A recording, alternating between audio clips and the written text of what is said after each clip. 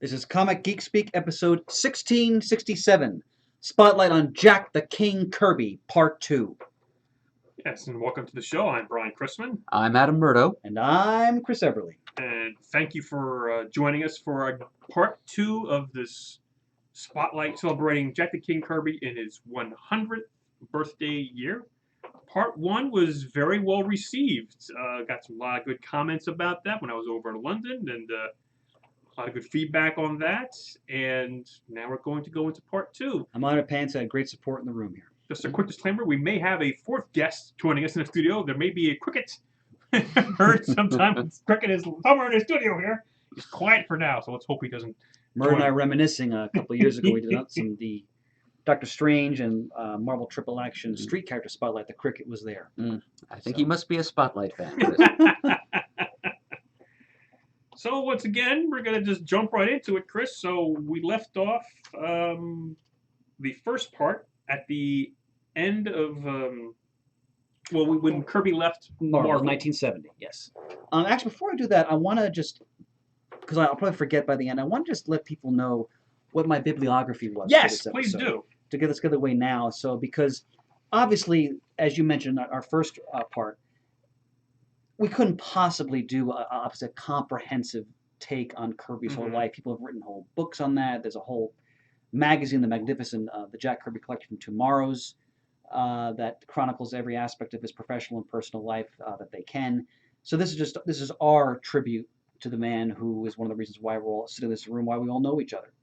So I wanted to give credit where credit's due to a lot of the books and publications I used to generate the notes for this spotlight. So if people want to do further reading, I'm going to recommend some sources. So as we mentioned in our comic talk we just recorded, Kirby 100, which just came out from Tomorrow's. Now, I had already done all the notes before this book came out, but I still went through and added a few things as a consequence of it. This is a magnificent publication because 100 top-flight comic book artists give sort of their tribute to Kirby, the impact Kirby had on their lives, and each artist picks a story, a piece of artwork that really, for them, sort of captured why they love Jack Kirby. This is a magnificent resource. Then at the back, this was also helpful to me as I just went over my notes again for this episode. They give you a chronology of Kirby's entire life, starting with his birth, of course, on August 28th, 1917, which today is August 31st, so we just passed his centennial, and all the way through the present day, so even beyond his passing in 1994. So, again, Tomorrow's, all of their publications, I want to take every opportunity to trumpet how wonderful this company is, whether it's the back issue magazine, which deals with the Bronze Age through the Copper Age and beyond, Alter Ego, which deals more with the Golden and Silver Age usually, there are various, the Jack Kirby Collector, which were the main sources I used for these spotlight episodes, all the other sort of one-off books they do on different artists and so forth. There's no more important publication when it comes to capturing, chronicling the importance and impact of the comic book medium in the United States. So I again, first and foremost, I want to thank this company for the invaluable resource they've been, especially for this spotlight, but for many of the spotlights I've done on this program through the years. So I wanted to shout out Tomorrow's in general as a source for this. I also wanted to mention, of course, as I said, the Jack Kirby Collector specifically. I went to various issues of that to get quotes from different creators and so forth. The other one of those valuable resources was Kirby the King of Comics by Mark Evanier. As you mentioned in the first spotlight, Mark Evanier knew Kirby. He worked for him as an assistant. I knew him, I think, for at least 20 years. And Evanier is sort of one of the keepers of sort of the Kirby legacy. His memory speaks about him often at different cons. He talks about him on his own blogs he writes.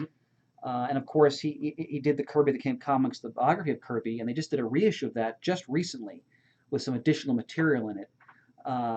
If you want to learn about Jack Kirby, start with Kirby the King of Comics. It's a wonderful introduction to his life and just his impact on the comic book medium. The Comic Book Makers by Joe Simon and his son Jim. So you get, that's Joe. I think I want to say that came out in the 1990s, I believe.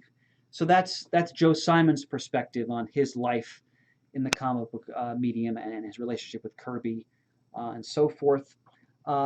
Hand of Fire, The Comics Art of Jack Kirby by Charles Hatfield, a more sort of scholarly, analytical take on Kirby's artwork.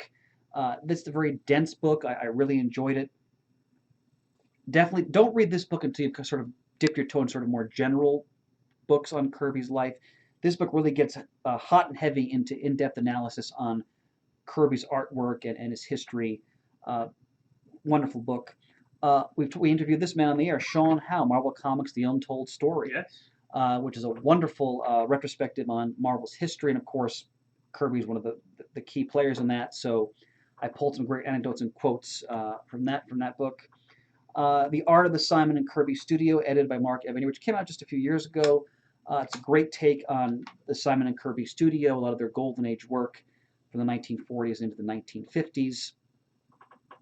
All wonderful publications, and I could have done these episodes without them. So just if listeners are interested in learning more about Kirby, because again, this is what we're doing here is just a toe in the water essentially. These are some publications I recommend, but especially Kirby the King of Comics by Evan Year, and of course the Jack Kirby Collector, which is still running. Yeah. So just a little bit bibliography there. And I have my copy of Kirby 100 to peruse through as we go along here. If I can add anything, I certainly will. Pants, your contributions are always a tonic for the spirit. Yes, but this is your baby, part 2, your second baby. Well, what? It's twins. Twins! Pass out the cigars, Especially especially in honor of Kirby. Yes. Since he's in. Indeed. I wanted to start actually jumping back from it because something I forgot to mention in the first part when we talk about Kirby's Marvel work in the Silver Age. Because when I was doing the research for these episodes, I realized I'd never heard Jack Kirby's voice. Mm-hmm. And I went on to YouTube, and I forget there's got to be some interviews that he did. I know he didn't give a lot of video interviews, but there's got to be something. And I found a piece from Entertainment Tonight, the omnipresent entertainment news show of the 1980s. And listening to him speak, I went, my God, he is the Thing. And I'm going to read a quote here from Kirby where he's asked, this is from the Comics Journal interview he did with Gary Groth.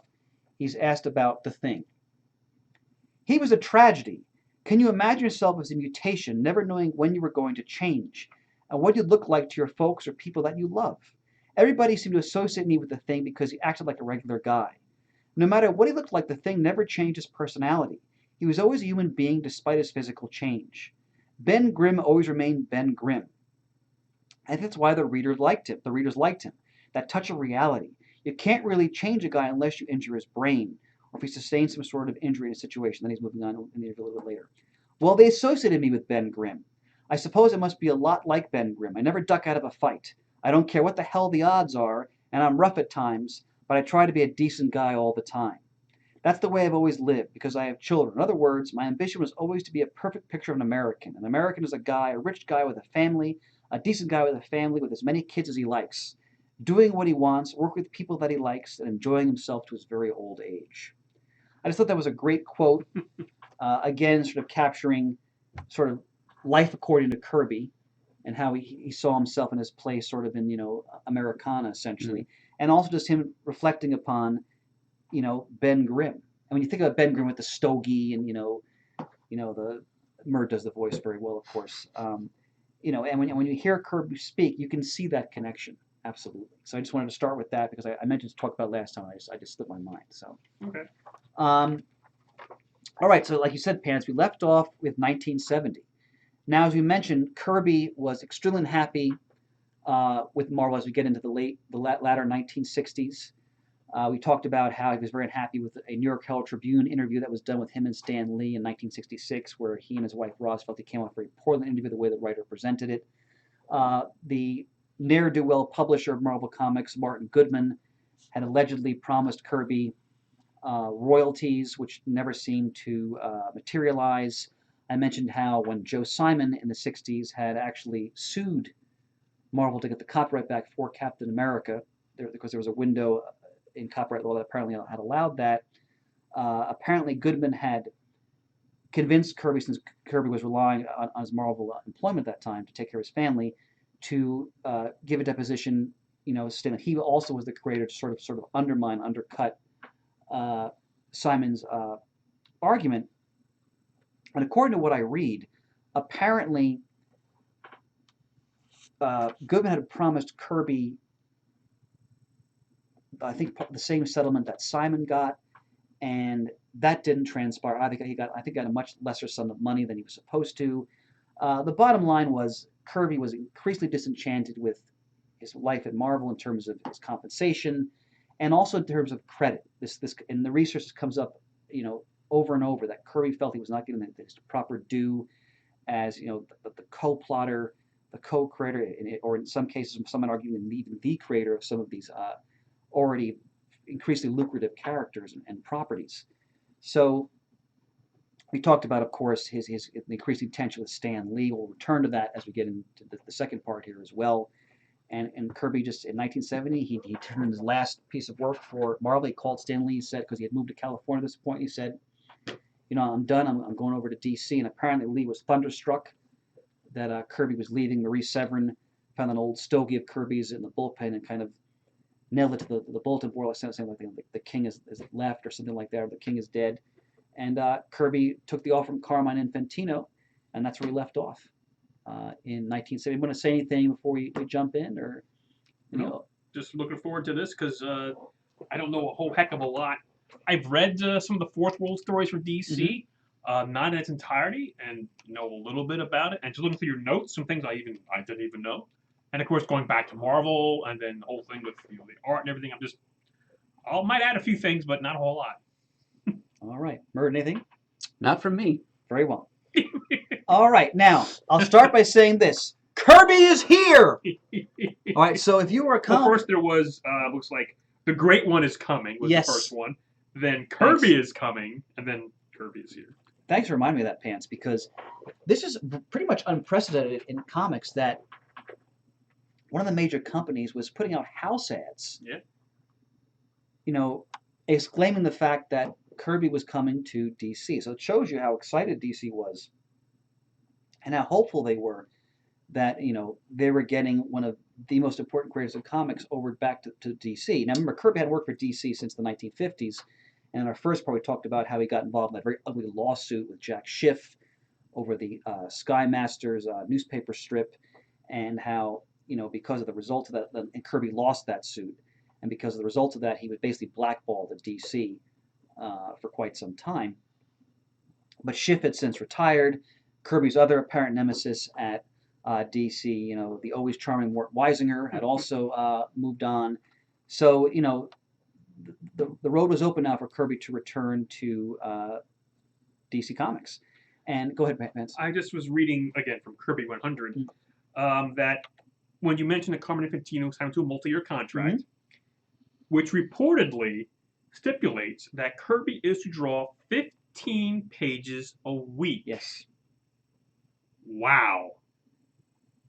And he did. And he did. And he did. Because he could. Because he was the king. Can you imagine 15 pages a month for some guys right now is a strain? Well, we mentioned in the previous, the first part, how his output. I mean, when we get later to the Marvel artwork controversy, his time at Marvel, that 1961, 1970, they estimate he drew approximately 8,000 pages. 8,000 in what, a 9-year period? So, you do the math. Yeah. You're the math major. I am. Math degree. Indeed. So, so Infantino, they gave Kirby a better deal. You assume it was better pay, editorial control which he really wanted, because he was sick and tired of what he saw as the meddling by Leonardo. Remember, one of the great controversies you'll read about, you see it in the original artwork on the margins, Kirby was putting in a lot of notes about what he wanted the characters to say, what was going on, and of course, again, the Marvel method. Lee would come in and then add the captions of the dialogue. Sometimes he'd follow what Kirby wrote, sometimes he wouldn't. How the Silver Servant developed is probably the most controversial example of that, how that dynamic wasn't working as well as it should have, at least from Kirby's perspective. So when he came over to DC, he wanted control. And clearly DC was really enjoying sticking it in Marvel's eye, right? Having Kirby come over to them. So that's another reason why they were trumpeting, right, that he was returning to DC/National Periodical Publications. Now, as you mentioned, when we get to the Fourth World books. Kirby is here, appears on the cover. And again, that was essentially unprecedented to make that big of a deal about a comic book creator. Well, if I may, before we get to the Fourth please. World, again, tell me this story rings true. This is what I just remember hearing through the years, that when he went to DC, I guess they asked him, what book do you want to write? And he said, well, what's your worst selling book, or least popular book? And he said, Jimmy Olsen. Goes, I'll take that. That is absolutely true. Okay. And they actually then worked Jimmy Olsen into the Fourth World. Yes.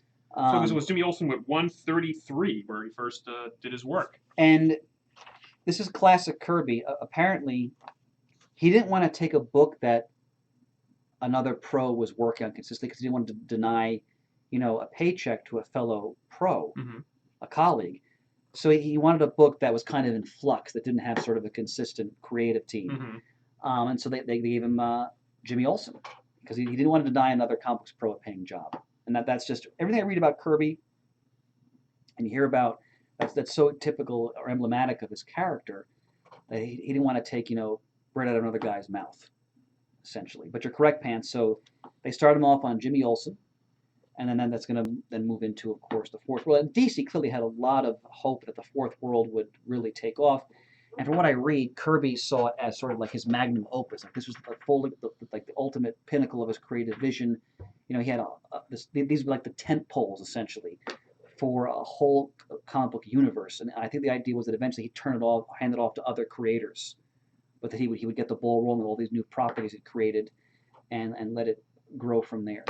Now, again, I have read some of the Fourth World because I believe not too long ago DC reprinted 4 volumes. Yes. Sort of in consecutive, because I believe the stories went from like New Gods to Forever People. They were all interconnected. Yeah, they're all connected. You're right. They did 4 hardcovers. They may have been in soft covers too. I think those are out of print now at the moment. Yeah, baby. I'd love to get Austin Powers on me, but money. I'm sure they'll come back into print. Oh, sure. In fact, I'm surprised, considering this is Centennial. I'm surprised they're not in print at the moment, actually. But the Fourth World, we should remember. I shouldn't say we should remember, but one thing I found out was that Kirby was coming up with new concepts his last few years at Marvel, but he wasn't sharing them with Marvel because he didn't want Marvel to have control over them. Okay. So if you look at the opening pages of New Gods #1, they talk about how the old gods have all been destroyed in a great, sort of apocalyptic battle, and you can infer that's supposed to be Asgard, essentially. And there was a publication. Tomorrow's has since reached called the Kirby Portfolio, or Kirby Unleashed, it's called. And they have beautiful full-page pinups of different Asgardian-type characters, which may have been meant to be as redesigns for the world of Thor, but he brought them. He never gave them to Marvel, essentially. If you read about Kirby and his latter Marvel output, while they're still churning out beautiful stuff, he wasn't really doing any new characters. One of the last he did, I think, was actually him, or Adam Warlock.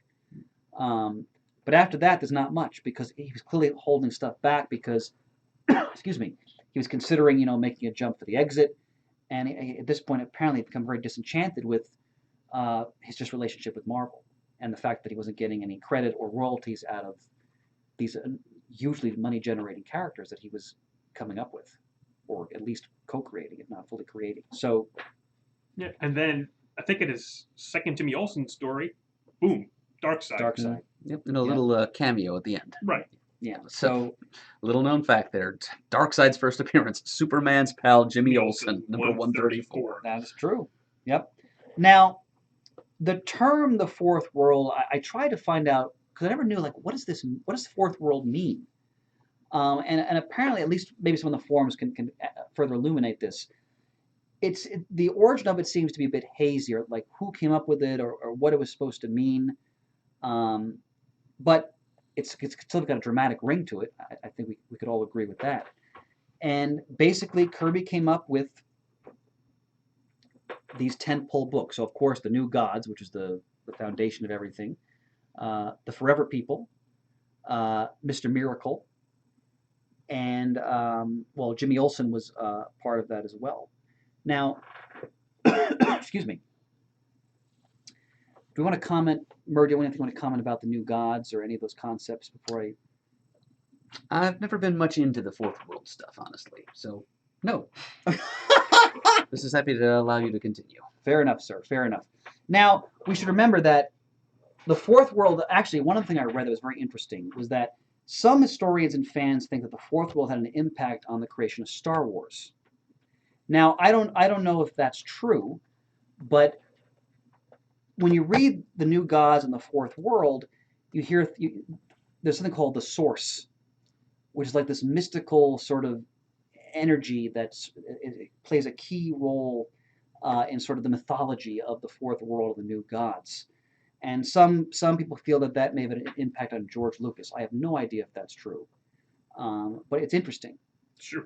And of course, one of the key premises of the fourth world is that Darkseid, who clearly Kirby was inspired by his experience with fascism and totalitarianism and so forth.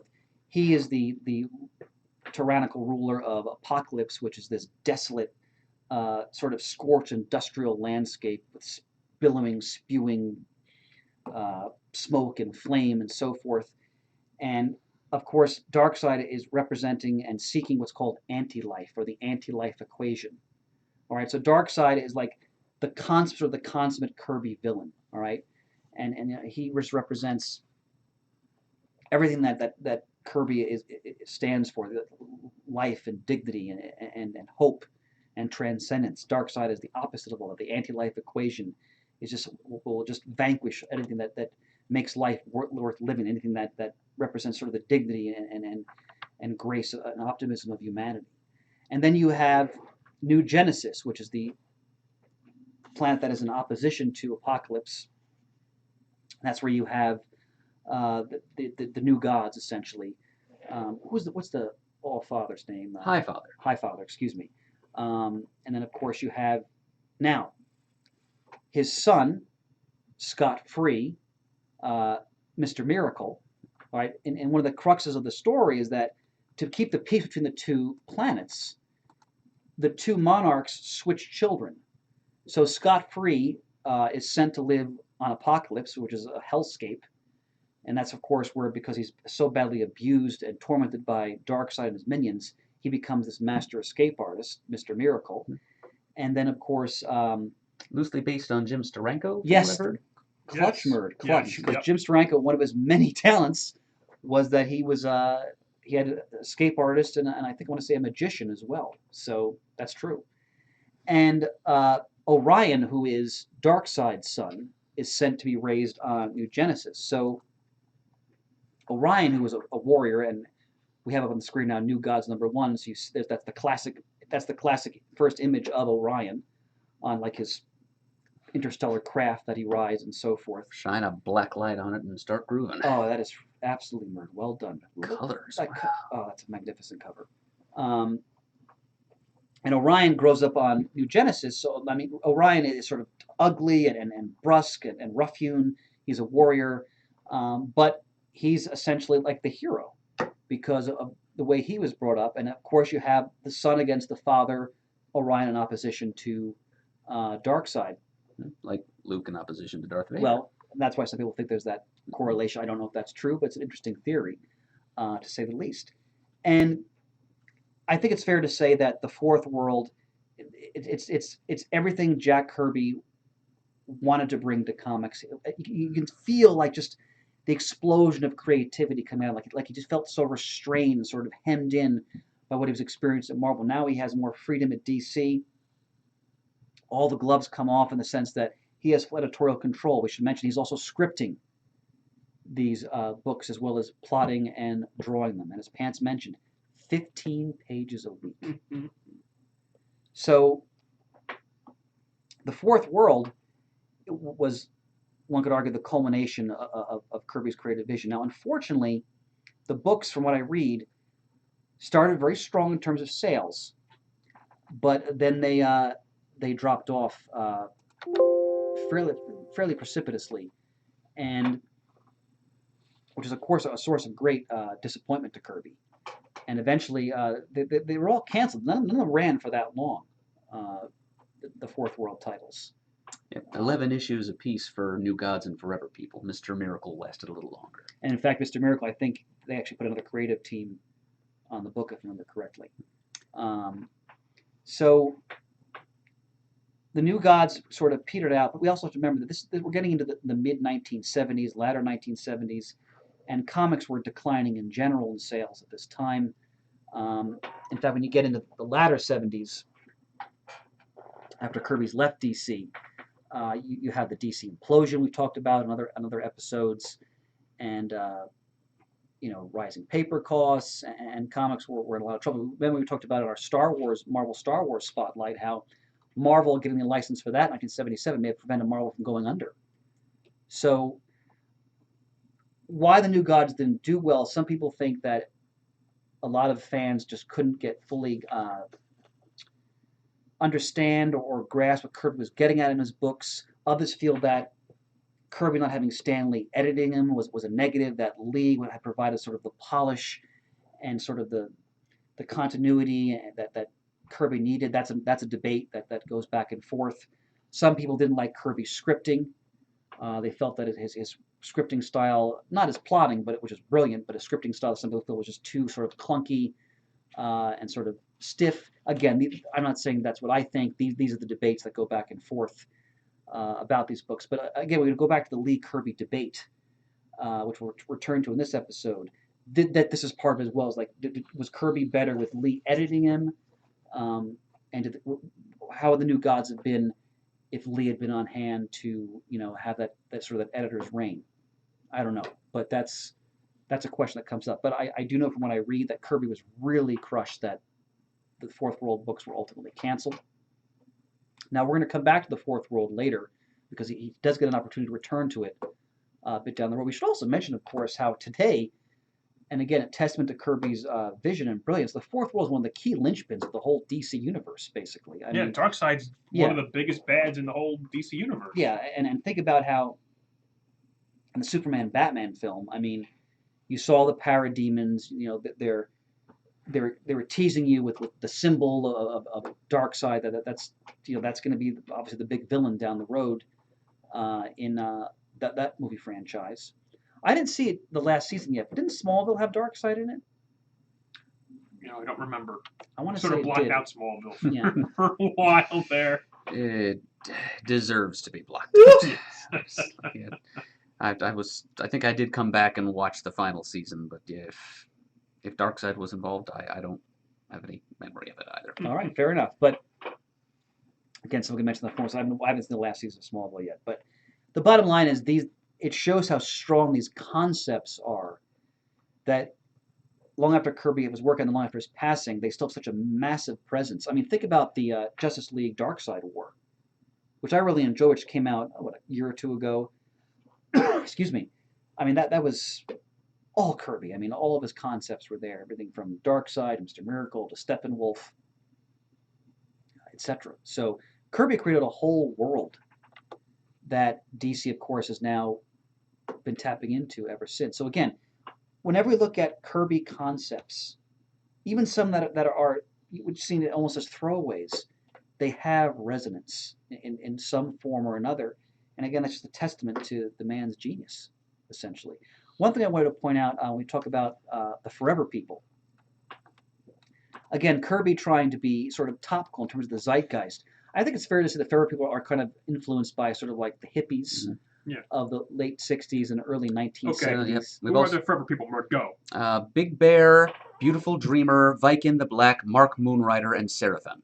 Tug Should I take a tug of my You didn't think I water? wouldn't know that, did you? I knew I wouldn't know it. All I knew was a Beautiful Dreamer. I think is what I really knew. Beautiful Dreamer. Come back to me. But when you, Pants, I love when you serenade. No, But you yeah, don't. when you look at the image of the cover, I mean, and what's the name of their cycle again? The Super The Cycle. Super Cycle. Super Town. It's. I mean, didn't that also pop up in like Young Justice. Young Justice. Yes, Yes, it did. Yes. Yes, it did. Yeah, and there was also the Whiz Wagon, but that too was Kirby though. That came out of the Newsboy Legion, the second Newsboy Legion, because getting back to Superman's pal Jimmy Olsen, there were also some counterculture hippie type figures there in the person of the Harries. That's right. And I think they're the ones who cobbled together the second whiz wagon, actually, the one that the Young Justice kids drove around. Whiz wagon, fantastic. But again, those are, from what I read, Kirby was pretty liberal in his politics and pretty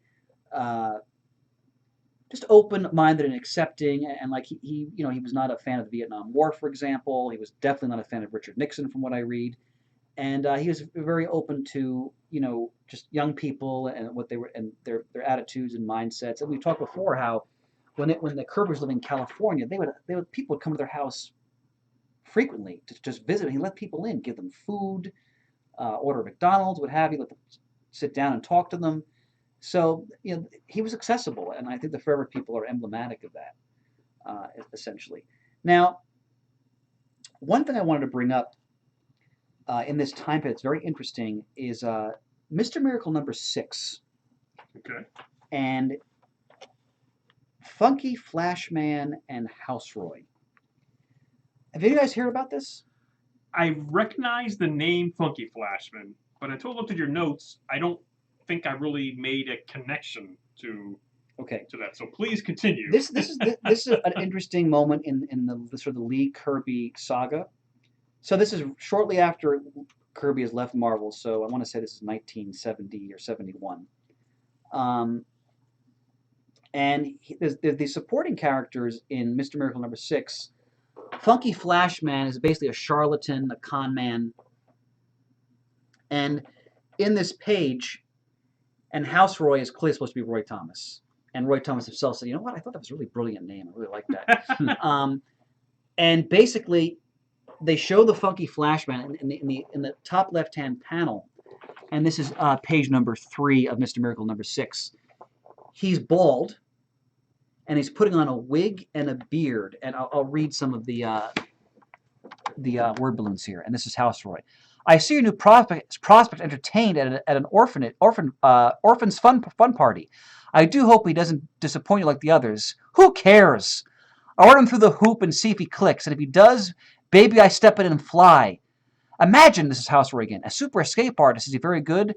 Well, I wouldn't call him a bum. He's got some great gimmicks. His gimmicks imply great risk. This is Houseroy. This venture could end quickly. So he breaks a leg or dies. I'll just sit my martini by the ocean and wait for the next fish to jump. And then in the 6 panels, he goes from this bald man to this sort of charismatic, flamboyant man with a full beard and a full head of hair. And then at the end, Houseroy dares to sort of question him. Then he kind of throttles Houseroy by the neck. It's clearly meant as a satirical jab at Stan Lee. Because by now, of course, Stan it's the 70s. He's got the beard. He's wearing the more like hip clothing. You see pictures of him in the 70s. He's got the toupee. And if you read interviews with Roy Thomas, he talks about how Stan Lee was apparently very hurt by this satirical take. And again, Kirby clearly had a lot of resentment and bitterness about what went on at Marvel. And he clearly saw Stan Lee in a certain way, and he's satirizing that here. And when we get back to the mid-70s, when Kirby returns to Marvel, when you read interviews with Roy Thomas, and Kirby and Thomas spoke about him returning, and Thomas said, well, Stan would love to have you back, but I'm paraphrasing here, but he was pretty hurt by that Funky Flashman. And Kirby says something like, well, it was just a story, and Roy Thomas is like, it wasn't just a story. But it's a fascinating page because it's an insight. I think it captures a certain feeling and sentiment that Kirby may have had at that moment. Again, when people feel hard done by, and their attitudes can change over time as the years pass, but at that moment, early 1970s, there's clearly a lot of raw feeling there. And whether or not that's fair to Stan Lee is not for me to say. I guess I mentioned the first episode, I'm not going to bash Stan Lee on these because I think his role in a lot of this has been so affected by the passage of time and different perspectives and things he said, things Kirby said, things they said later on that changed their opinions, and of course the Marvel method, the whole co-creator controversy and all of that, but it doesn't change the fact Kirby felt a certain way, and I think you see it right there in that Funky Flashman page from the early 1970s. So, as I mentioned, the Fourth World titles are canceled, but as Bird said, they're not only around for really a brief period of time on this run, but if you can pick up these books or also read the in trade. They've been reprinted many times in different formats. They're fascinating. I'll be the first to I'll be honest here. I'm not a huge fan of Kirby's scripting, as I am of his art and his plotting. It doesn't mean I won't read it though, because it's still Kirby and I still really enjoy it. But again, it's his scripting to me. It almost reads like someone whose scripting would have really felt it sort of in place in the golden age, but feels maybe a little bit out of place as you're reading it if you're reading the 1970s and beyond.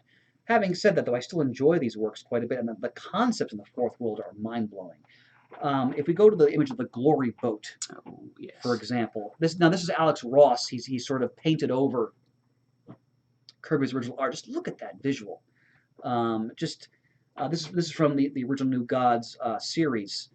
And if I remember correctly, this story involves, I think, a crippled Vietnam veteran. It's got Light Ray, who's one of the New Gods, and Orion sort of taking this stricken, heroic figure, this human being who's, again, Kirby's stories are always so much about transcendence, of people transcending their limitations, sort of on this final sort of ride, like on the cosmic Valhalla, essentially. But again, the concepts visually coming out of this man's head are just, there's no peer.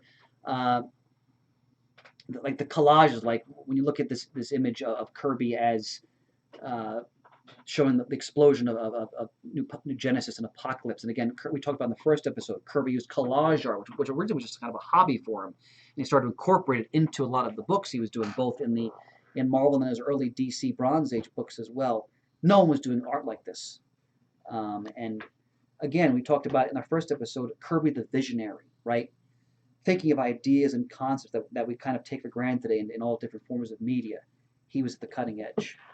Now, since he was contracted to DC, he still had to produce, as Pants mentioned, those pages and come up with other titles. So, being his virtually inexhaustible font of creativity, he created Kamandi, the Demon, and Omak. All right, are three of the big creations of the Bronze Age. Now, Kamandi, from what I read, was one of the better sellers he did, and the image of Kamandi on the raft, we've all seen this. Navigating through a flooded Manhattan with the Statue of Liberty half submerged. From what I read, Kirby was asked to come up with a book akin to Planet of the Apes, and apparently, from what I read, Kirby hadn't seen the movie yet, which I find amazing considering he was such a devourer of science fiction and so forth. And Kirby, of course, is a huge film lover. We talked about in our first episode. He really wanted to get involved in movies originally. Planet of the Apes really sounds like it would have been Kirby's meat. Yeah. I mean, I'd like to think he saw it eventually, but I'm sure as heck hope so. But yeah. Kamandi, what do you think of Kamandi? I haven't really read a whole lot of that either. I do remember reading that. The Last Boy on Earth. Yes. Yeah. The last human boy, anyway, on a world full of intelligent, anthropomorphic animals, largely belligerent, warlike animals, and just struggling to survive across this post-apocalyptic landscape in the wake of the Great Disaster, capital G, capital D. You have this image here with the Statue of Liberty. Tells you just how much Planet of the Apes inspiration is going on here. Because, a bit of backstory, the whole reason Kamandi came into being is because DC and Marvel were in a bidding war for the Planet of the Apes license. Right. DC lost it. And, you know all about Marvel's adaptation written by Doug Monk. Well, first they did the color comic, and from what I read, they couldn't get the rights to Charlton Heston's likeness, so the Taylor character just kind of like this, generic blonde guy, basically. And then, of course, the magnificent black and white Planet of the Apes magazine by Monk and Plug and others, which was just released in a magnificent hardcover, which I've not read it yet. I'm so excited. I've only read parts of it. Anything that has chimpanzees and Davy Crockett hats. I'm very excited because I only read some of those stories. But yeah, Planet of the Apes was Marvel got the license, and Kamandi was the response to that. This, I think, is one of Kirby's strongest concepts of the 70s when he worked for DC, outside of the Fourth World, of course. And right now, DC's doing the wonderful Kamandi Challenge book, which I'm behind on, but it's immensely fun. Either one of you guys reading that?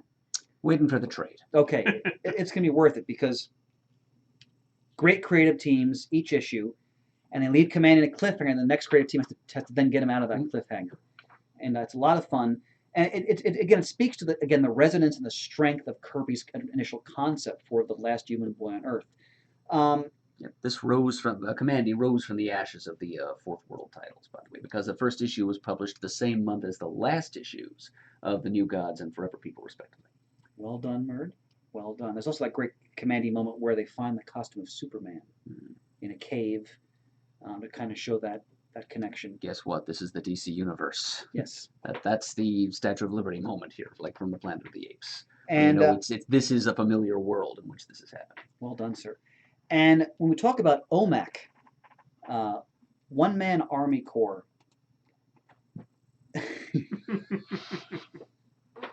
I'm going to read from the title page here. So this image, when I saw this as a kid, it's one of those benchmark moments that just blew my mind as to Jack Kirby and the impact he was having on me, and just blew the top of my head off, because many listeners don't have seen the opening page where you have a artificial woman who is in like some sort of sophisticated, almost like crate, and she has to be put together. Yep, she's packed in styrofoam. Yep. And her limbs are... Hello, put me together and I will be your friend. And it says on her, build a friend. And it's creepy and fascinating all at the same time. But again, Kirby was coming with concepts that will resonate down the road. I mean, the idea of building like an artificial person, okay? And, more sophisticated robots and so forth. I mean, one could argue we're on that track. And again, this is one of the fascinating sort of post-apocalyptic Kirby concepts of the 1970s. Do you want to add anything about Omak, or? Well, lasted only 8 issues, and True. Of the 3 post-New God series you've brought up so far, Commandy, Demon, and Omak, it was the later of the 3.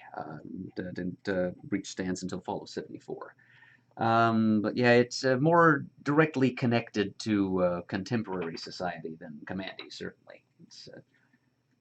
It's part of the future world that's coming, and I think later writers then connected the 2 future worlds, like the world of Omak and the world of Commandy, establishing that Buddy Blank, Omak's alter ego, was actually Commandy's grandfather. Well, I didn't know that. Okay. And of course, John Byrne did an Omak miniseries some years later, where his take on the character as well. We also mentioned the Demon, another one of Kirby's concepts for the DC in the Bronze Age, Etrigan, right? Yes. And Gone, O form of man. Shall I recite the entire Please verse? do. I Counting on tried. Come on. Change, transmogrify. Free the might from fleshly mire. Boil the blood in heart of fire. Gone, O form of man. Rise the demon. Etrigan! Oh, good God. And ladies and gentlemen, I want to mention Murd was not looking at any notes when he recited that. Doesn't appear on either of these sheets in front of me. I think Peter tried to stump me with that, like early on my appearances on the show.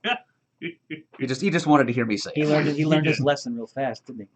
Introducing Camelot to the DC universe, more or less. Yeah, good point. Pants. Camelot's a pretty face, No. You're a pretty face and then some. Stop it. His archenemy was Morgan Le Fay. Yeah. And he was merged with the human Jason Blood by Merlin the Magician, no less. Later writers established that Merlin and Etrigan were half-brothers. I don't believe that was part of Kirby's original vision, but it sort of came into it later on. And the Demon has had several series after this as well. Yes. I think Garth Ennis wrote a little bit of it. Oh, yeah. Very well-regarded run on the But the Demon Kirby in the one 90s. was brief again, right? 16 issues, I think is what it was. He's absolutely right. Yes, 16 issues. And this actually got started before the Fourth World started to fall apart. And I think the fact it sold really well. And I think that's one of the things that made it an easier decision for DC to tell Jack to pull the plug on the Fourth World stuff and start concentrating on doing more mainstream genre stuff like this and Commandy and so forth. And he also worked on, I want to mention this one, probably was one of Kirby's most favorite assignments of this period, was the tried and true military team, the Losers, in our fighting forces. Remember, Kirby was a veteran of World War II, a combat veteran. We talked about in our first episode, he served in France in 1944, saw action. He was eventually removed from the field because he had terrible frostbite and was, honorably discharged eventually. But Kirby, like many combat veterans, the war was with him the rest of his life, and he talked about it, which many veterans don't speak about their experiences. He did often and frequently, and I mentioned how my love of history comes from the fact that my grandfathers, when he was still living, also spoke openly about their experiences, and I benefit from that immensely. And Kirby's, was apparently really enjoyed working on our fighting force. Apparently didn't like the name the Losers, but he took the concept and he ran with it. And DC did a reprint book of that, his run on that as well. And I know that's some of the work he enjoyed the most during his time at DC in the 1970s because he got to tell war stories with the characters of the Losers. So again, these are all the stuff we're talking about has been reprinted. DC did some years back a series of beautiful hardcovers of all of these properties because, as Mert mentioned, they all have very limited runs, essentially. Now, a lot of stuff I don't think is in print now, as far as I know. If I'm wrong, someone can correct me in the forums, but I'm sure they're going to come back into print again. And again, if you really love Kirby and the history, you got to check this stuff out, especially the Fourth World, because it's so intrinsic to his professional life and his vision. One thing I want to mention about the DC period here in the 70s, he briefly reunites with Joe Simon. The Sandman. Yes. Right? And they return to their Sandman character they worked on in the Golden Age for DC. They only worked on it for one issue. I think Kirby may have drawn a couple more after that, but Simon's only on the one issue. Yeah, it's actually not the same Sandman character.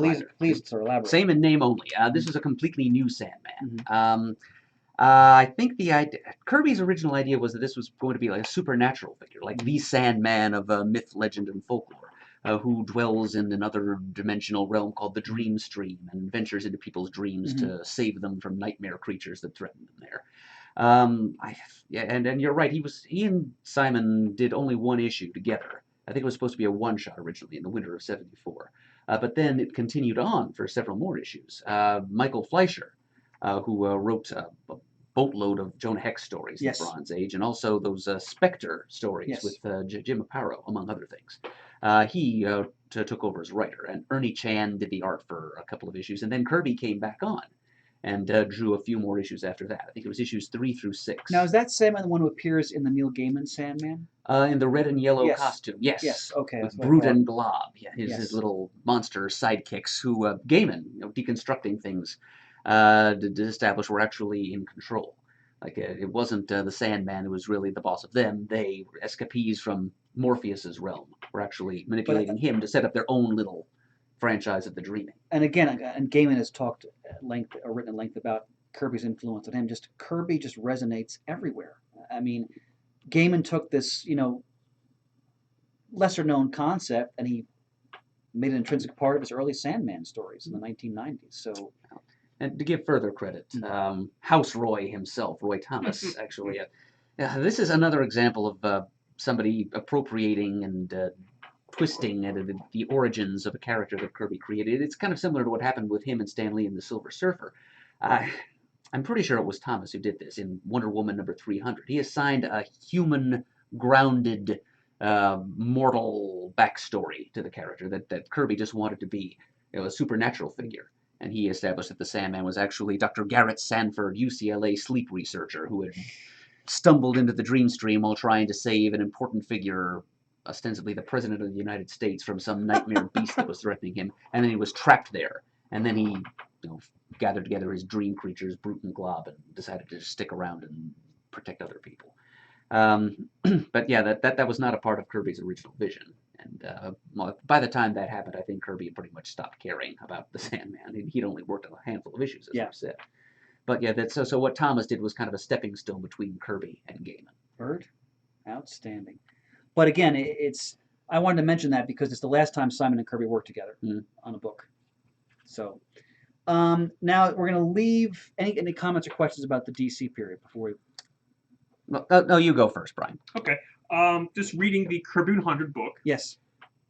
I love going to Comic-Cons, and Kirby, went to a share of cons, and I'm going to read, this is from 1975 here.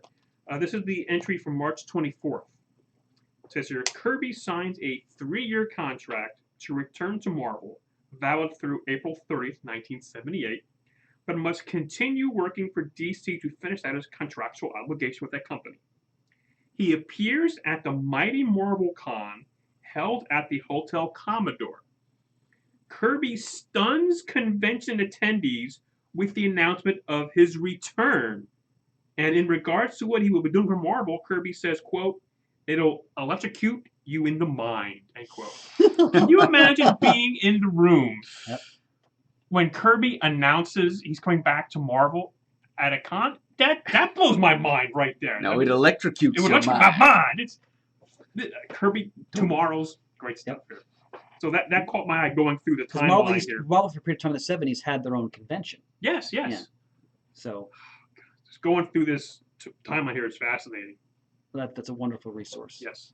One thing I forgot to mention about DC, Kirby also comes up with the Cobra concept, as in K-O-B-R-A. Oh, that was his as well. Yes. It was, but it was only a very rough idea. Okay. It was just something that he happened to leave behind in a notebook or something at DC. And really? DC, it was originally called King Cobra.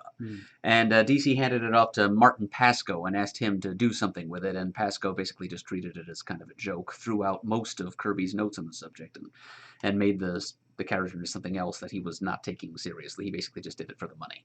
So probably shouldn't be taken the most seriously as a Kirby concept, but technically Kirby did create the character, and I think he drew the cover for the first issue. Not sure about that. Someone can confirm that for us. But Cobra, of course, became one of the sinister, subversive organizations in DC. One of the major bad guys in the DCU abroad. All right, so what did you want to say about DC, Mark? A few other notes of my own. Please, I look forward to it. He did not draw the cover. He penciled issue and wrote issue 1 of Cobra. Oh, he did? Yes, according to Comic Book DB. I suppose they must, clutch, Pansy, clutch. They must be taking at their word. Mouse clicks is all it took there, Chris. Who did pencil the cover to that first issue? Ernie Chan. Okay. Who again followed the King on Sandman, so why not? And Marty Pasco is also listed as a writer here. Kirby, Marty Pasco, and Steve Sherman as writers. Oh, there you go.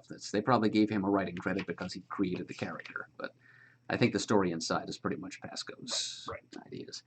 All right, so I wanted to mention the few things that Kirby did for the first issue special series. Please, that's right. Oh, excellent. Go ahead. Yep, he just tossed out a couple of one-off concepts for that. The dingbats? Interesting. Oh, yes. Go ahead. Well, first thing, in first issue special number 1, the true first issue special, he created the character Atlas, who is not the same as the Atlas of Greek mythology, by the way. I hadn't even really realized this myself. He's a member of some kind of race of super powerful mountain people. And he has that kind of red hood and cowl and a bare chest. He showed up in the background of Kingdom Come. And James Robinson used him in his Superman run. Thank you. I was going to ask you about that. With the Alex Ross covers. Yes. Okay, yes. That's right. Absolutely. Yeah, so Robinson actually did more with Atlas than Kirby himself did. Right. Then in issue number 5, we had a new take on Manhunter again. So this is Kirby and Simon worked on the Paul Kirk Manhunter back in the... Paul Kirk is the name that an editor actually assigned to There had been a Paul Kirk Manhunter character in the Golden Age who was just kind of a plainclothes detective. Simon and Kirby came in and created their new Manhunter character, but whoever was editing the comic in which he appeared assigned the Paul Kirk name to their Manhunter character. But anyway, so this is the Mark Shaw version of Manhunter. This is his first appearance in first issue special number 5. I own that issue. There's a full-page essay, kind of rambling and strange, written by Kirby. It was entitled The Justice Principle, in which he was trying to expound some ideas of his about heroism and crime and punishment, and it's a little inchoate. Well, when you read about interviews with people, including Evanier, about Kirby, they talk about how sometimes he had so many ideas going on in his head that sometimes when you spoke to him, things might seem disconnected, or he might return to something you were talking about a long time ago. He might bring it up again, and his mind was just constantly abuzz with ideas and activities. So what you described there doesn't surprise me based on what I've read. And this is the Manhunter that appeared later on in his own series in the 80s that came into, also was in some Suicide Squad issues.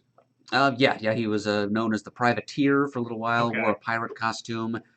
He was a villain briefly called Starzar. Yeah, okay, the Justice League. Okay. Yep, exactly. Yeah, he and Rick Snapper Carr teamed up. And, that's right. Yeah. Okay. Yeah, that's it. That troubled. And this is where he first appeared in issue special number 5. Yep. And it's that also the introduction of a Manhunter cult that eventually played out into the Millennium event. Yes. Okay. So that's it's many seeds planted so early on. Oops. Kirby is like the Johnny Appleseed of comics. There you go. That's right. And as Chris alluded to a moment ago, one other thing that Kirby did for first issue special was the Dingbats of Danger Street. Kid gangs. Another one of his famous kid gangs, yes. And this is only a couple of months after Joe Simon, also in first issue special, introduced the Green Team. That's right, the Green Team. Yep, his own idea of a 70s kid gang. And Simon did Brother Power the Geek too, didn't he? Yes, with Jerry Grandinetti on and it. of course Prez. Yes, actually Jerry Grandinetti also drew the Green Team. And Prez. Yep. So he kind of became Simon's new partner in crime for the first part of By the way, quick CGS historical aside. Years ago when you guys did the politics and comics episode, it was all about Prez. It's fantastic. Just check out that episode. It's from some years back, but that's a great one. Thank you, my fellow American.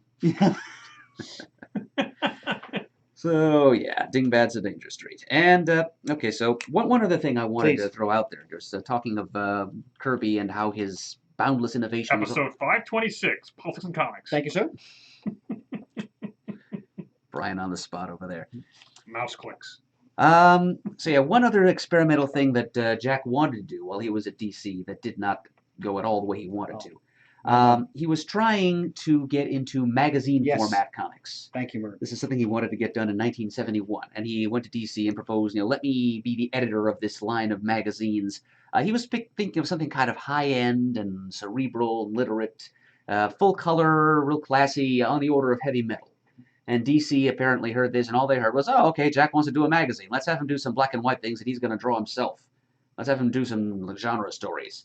And so the result of that was Kirby found himself yoked to this project where he was asked to draw a couple issues of magazine format, black and white crime. In the days of the mob. Exactly, in the days of the mob. Released as a hardcover a couple of years ago. And also Spirit World. Spirit World, also a hardcover. Dipped into supernatural and horror. So he did 2 issues worth of work on both of those magazines. Only one of each was actually saw publication until that hardcover you mentioned. And we have to remember that, thank you, Martin, outstanding, that Kirby was always trying to push the boundaries of the comic book medium, and he always had, we talked last episode how he said, look, eventually the movie people are going to come to San Diego, they're going to come to us for the ideas, and he was clearly always ahead of his time with a lot of these ideas. I mean, what do you say about Martin Goodman? Ant-Man is worth more than he sold this company for, when Goodman sold it back at the, the end of the 1960s into the 1970s. So, again, prescient. So he really was, yeah. Yeah, he had wanted to bring in actual writers, to well-known prose writers, to work with existing comics professionals and do adaptations of their work. And Jack really didn't picture himself drawing very much for these magazines. He just wanted to be the editor, but instead DC just pushed him into doing. And to capitalize on that, or to piggyback on the idea of the lack of vision, one thing I forgot to mention before, because one of the reasons why Kirby got disenchanted at DC, besides just his books being canceled and so forth, was they were in some cases redrawing his faces. Like they didn't like the way he would draw Supermans. They'd have someone come in and do like the house style Superman. And Al Plastino, I think, is the guy they got. Thank you, sir. Mostly to do that. And it's Jack Kirby. I mean, I'm sure that he wasn't thrilled about that either. Again, the idea of people meddling with his work. He left Marvel, going to DC, hoping to say, okay, they're not going to meddle with my work. And, that's still happening. So, as Pants alluded to before, as we get to 1975, Kirby's disenchanted with DC, but we talked about this in our first episode. His overriding concern is, how do I take care of my family? I don't have, a pension. I don't have health insurance. I've got to take care of my family. So he said, I got to go back to Marvel. I have nowhere else to go. So he approaches, at one of the conventions, he approaches Roy Thomas to sort of test the waters. And Thomas basically tells him, we'd love to have you back. Thomas does mention the funky Flashman satire, but he still says, yes, we'd love to have you back. And negotiations commence. And as Pants mentioned, at that electrocute your mind, classic Kirby, at the Mighty Marvel Convention 75, and I'll read here a quote from Lee from that event. You can imagine how it felt clowning around with the co-creator of most of Marvel's greatest strips once more.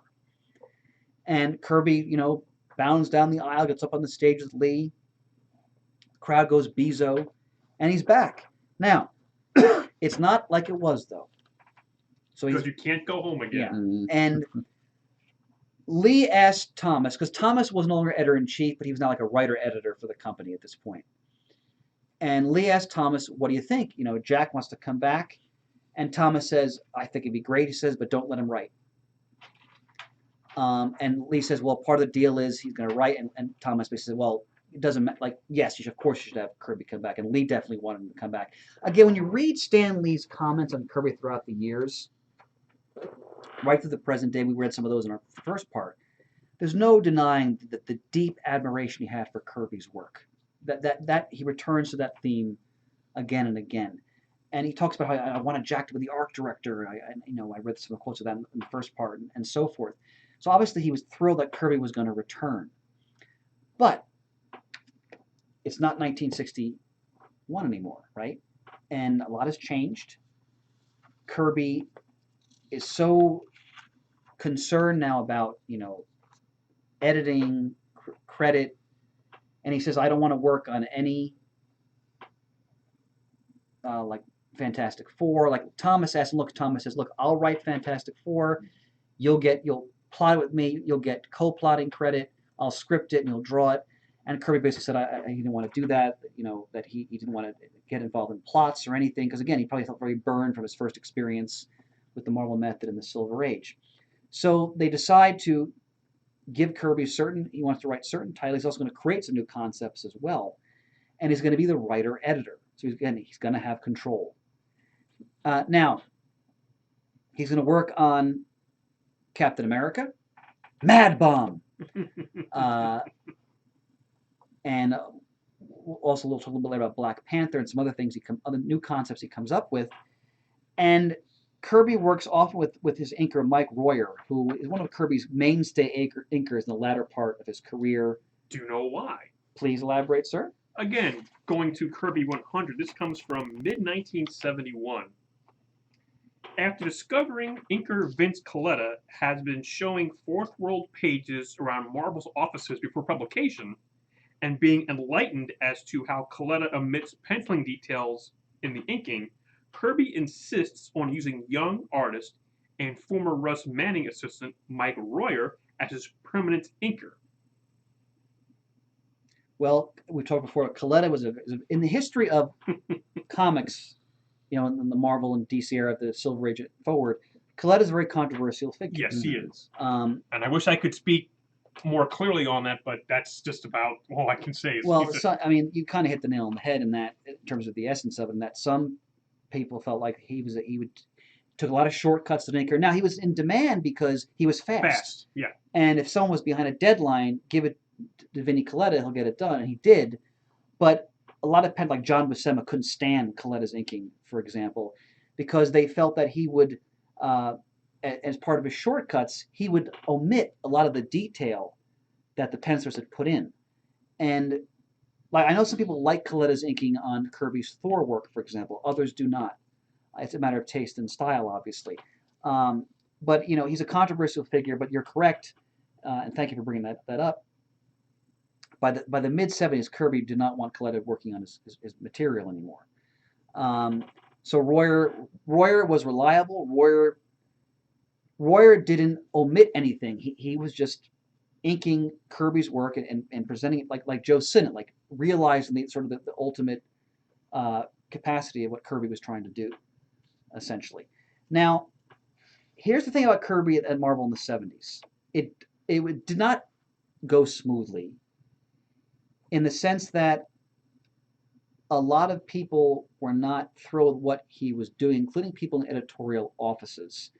Now, I find his 70s work at Marvel fascinating. I find it fun. I find it bizarre, but I mean that in a good way. That was the Black Panther stuff you talked about before. Yeah. And look, he's a guy who he's one of the foundational people of the whole medium.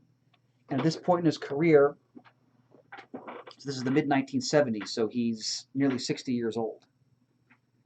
He's going to do what the hell he wants to do, and why shouldn't he? So he basically ignored Marvel continuity in the books he took on.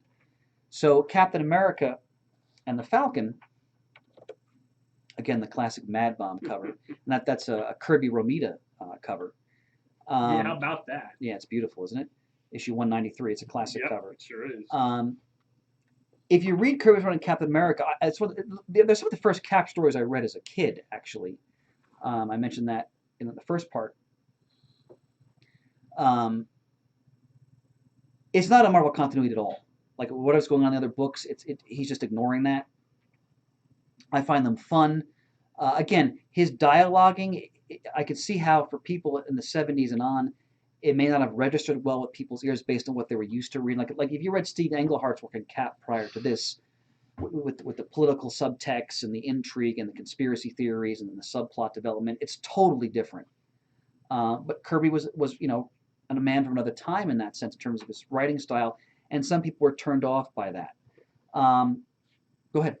I'm sorry. I have a couple of things from 1975's timeline, which is around the same time we're talking about here. So I want to don't stray too far away here. May 25th, the Wings album, Venus and Mars. I was going to get to this, but take it. Featuring the song Magneto and Titanium Man, based on Kirby co-creations, is released. The cover of the 45 single features repurposed non-Kirby art from Marvel. But there's a great picture I've seen around recently of Paul McCartney and Linda McCartney with Jack Kirby at a concert somewhere. So when McCartney was in California, California, at a concert, so I forgot, there was a go-between who knew both people, and they arranged for Kirby to go to the arena with his family and meet Paul McCartney. And McCartney performed the song on stage. I've never actually heard this song, actually. We were talking last night, Magneto and Titanium Man. They were talking about you, babe. They said you was involved in a robbery that was due to happen at 2:45 in the main street. All right, now we're going to get sued now. And the Crimson Dynamo came along for the ride. I know you count on Mert. Fit in that third character. But I could sing the whole thing, but I will spare us. I appreciate that. No, I would love to hear you sing it all, but thank you for bringing it up. I know you count on you. More than a pleasure. But so he actually acknowledged Kirby while he was on stage, and because Kirby was in the crowd, and I'm sure that was. Here he is, like old El Sullivan. Look in the audience. I think he said something to Kirby like, your comics we give to our kids to read on trips and all this. So I'm sure that was a real thrill for him. And Kirby did a drawing for, I think he did a drawing of Paul and Linda McCartney that he gave them, or something like that. So good little pop culture moment there, Pants. I was going to get to it, but thank you very much. Well, also listed to this, because you mentioned Dingbats. Of course, in July, first issue Special 6 is published. A year and a half after Kirby produced it. His completed stories for Dingbats number 2 and number 3 remain unpublished to this day. Really? Not even in Canceled Comics Cavalcade. Huh? Hey, see? Exactly my thought. So how's that for little tomorrow's tidbits? Wait, tomorrow's tidbit. That was titillating. That should be trademarked. Yeah. Oh. So Dingbats 2 and 3 were completed but never published. According to this, his completed stories. Now, does that mean that he wrote and drew them or just wrote them? I'm sure somebody knows. Yeah, again. Kirby, so it probably means that he drew them too. Yeah. And then lastly, from October of 1975, Son of Origins of Marvel Comics by Stan Lee is published, a book that includes reprints of early Marvel work by Kirby and others. At the very end it says here, in it, Lee unequivocally, thank you, gives Kirby credit for creating the Silver Surfer. Oh, yeah. I think it's fair to say Lee has always done that when it comes to the Silver Surfer. He created Norrin Rad, but Kirby created Silver Surfer. Love reading that there. So I'm sorry, that was 75. We're sort of in that era right now. Please, sir, I appreciate it. Outstanding. I might jump in a few more tomorrow's tidbits. I look forward to it. Don't hesitate. So, we'll get to why things went sour again at Marvel for Kirby. I just want to mention now some of the great concepts he came up with. So we'll go to the Black Panther.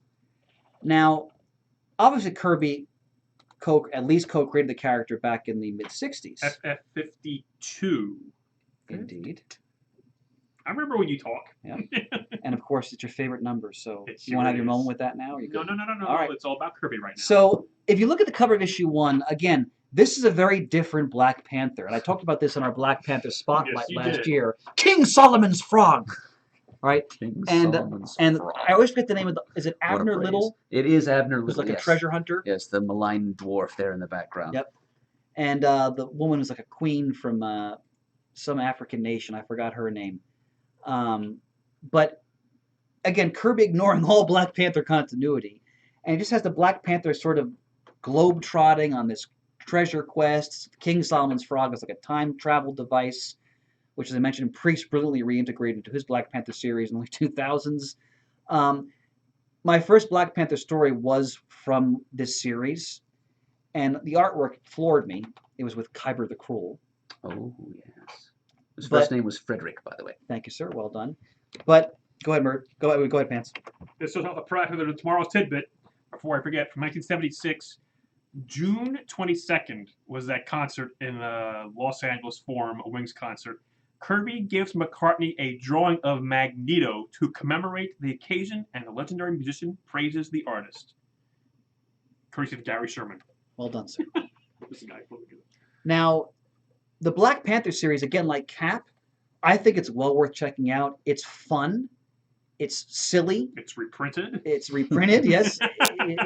It's like when I think of a lot of Kirby's Marvel stories, where I think of the word trippy, because he's just doing whatever the hell he wants, and why shouldn't he, on these properties that many of which he co-created or created, and but again, at the time it was being published, a lot of fans were turned off because remember, Marvel continuity was still very tight in the early to mid 1970s. So a lot of readers really plugged into that continuity, and Kirby was just ignoring it, and that turned some people off. Now, I wanted to mention what I think is one of the most exciting Kirby concepts for Marvel in the 70s, which is the Eternals. Bird, do you want to hold forth the Eternals, just their place in the Marvel Universe? And yes, a hidden race of human beings. Love it. Created many millennia ago by the interference of a race of powerful cosmic beings, godlike figures called the Celestials. Seen here is Arishem the Judge. Yes. Their leader, the leader of the fourth host of the Celestials, as they're called, who came to Earth to tamper with human evolution, created two divergent races, the Eternals, who are godlike superior figures, functionally immortal, with various superhuman powers, and the Deviants, who are constantly mutating genetic monsters. Like there's no Mendelian genetics there. No parents don't resemble their children and vice versa.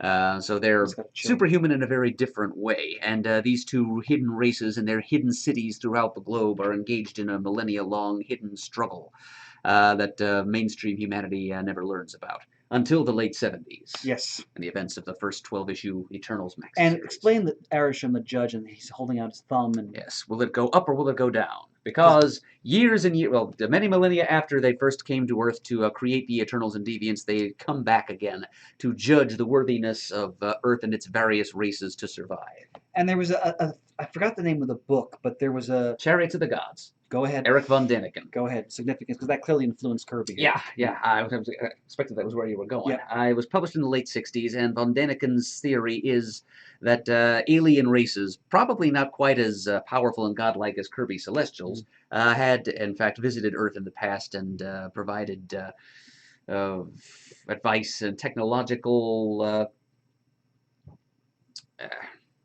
know-how or consultation. Yeah. They may have been responsible for the building of the Egyptian pyramids, for example, or the Mayan temples. In fact, I think in the first issue, Icarus, like the main character of the Eternal series, accompanies a human archaeologist and his daughter to a ruin in Central America, which we're told is actually has something to do with the Eternals or the Celestials.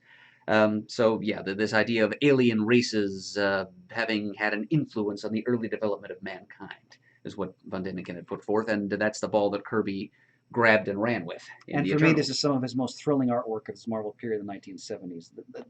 Just the temples they go into, the landscapes. it's just thrilling.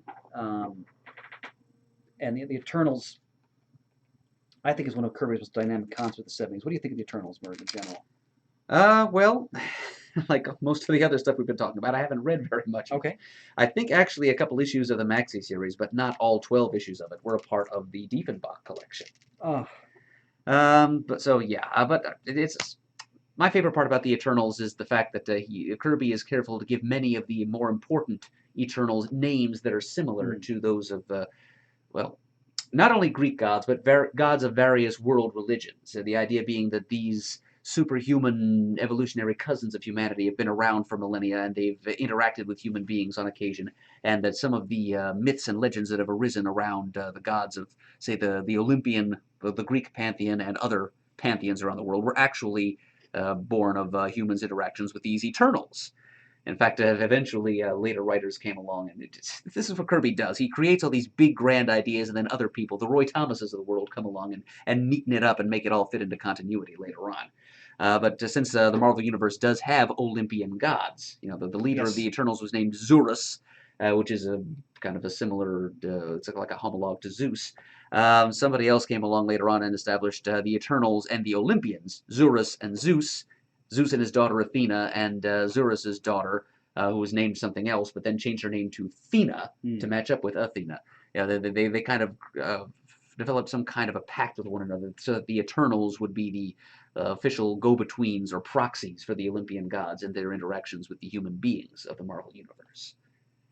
Nerds? So that link to classical mythology is one of the things. That's what I like most about the Eternals. Outstanding. We should remember Neil Gaiman and John Romita Jr. did an Eternals miniseries some years back as well. Right, in which the Eternals had been, I forget, I think my favorite Eternal, Sprite, who is the trickster of the Eternals pantheon, if you can call it that, had the bright idea to, I don't even remember what his motives were, but he made all the Eternals forget who they were and mesmerized them into thinking that they were human beings and just kind of submerged them into human, like workaday human lives. And the miniseries is all about their reawakening to their true godly natures. Again, Kirby concepts being taken in all different directions by their creators. And I also wanted to mention X-51. Kirby did for Marvel also the 2001 adaptation. He first did, and who better than him to do that? He first did, I think it was a treasury-sized edition adaptation of the film. And then just did a bunch of different stories unrelated to the film, but set in the same world. With the monolith often as like a narrative fulcrum for those stories.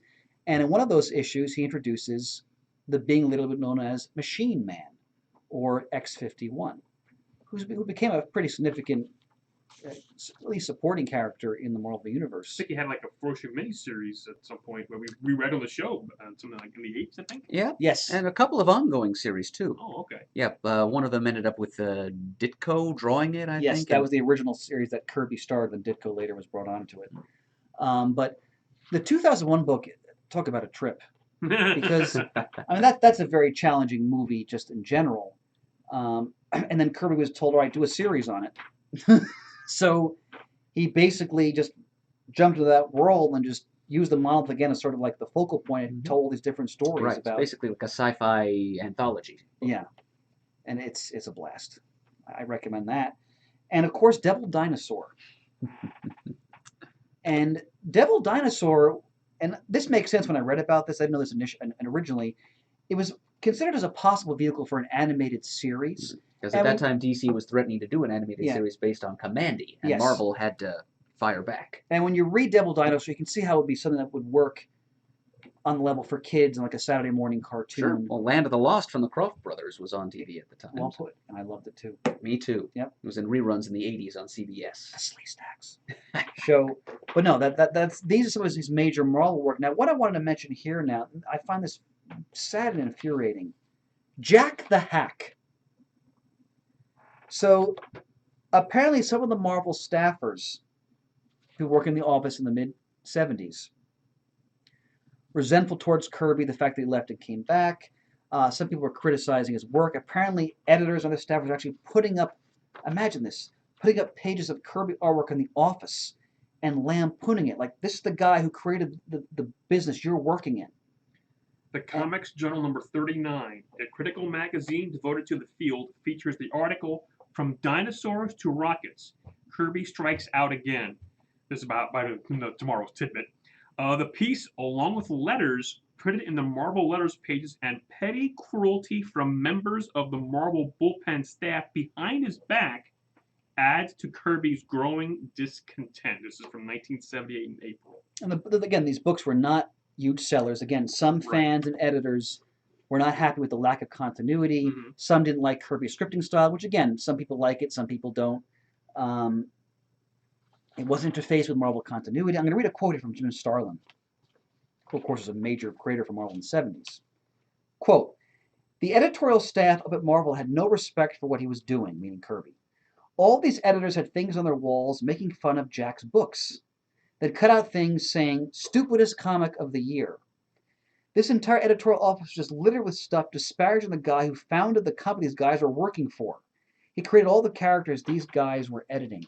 I find that's amazing to me. But again, people are so oblivious of history. I think Americans are often especially guilty of this. And you're working the House of Ideas, it's often called.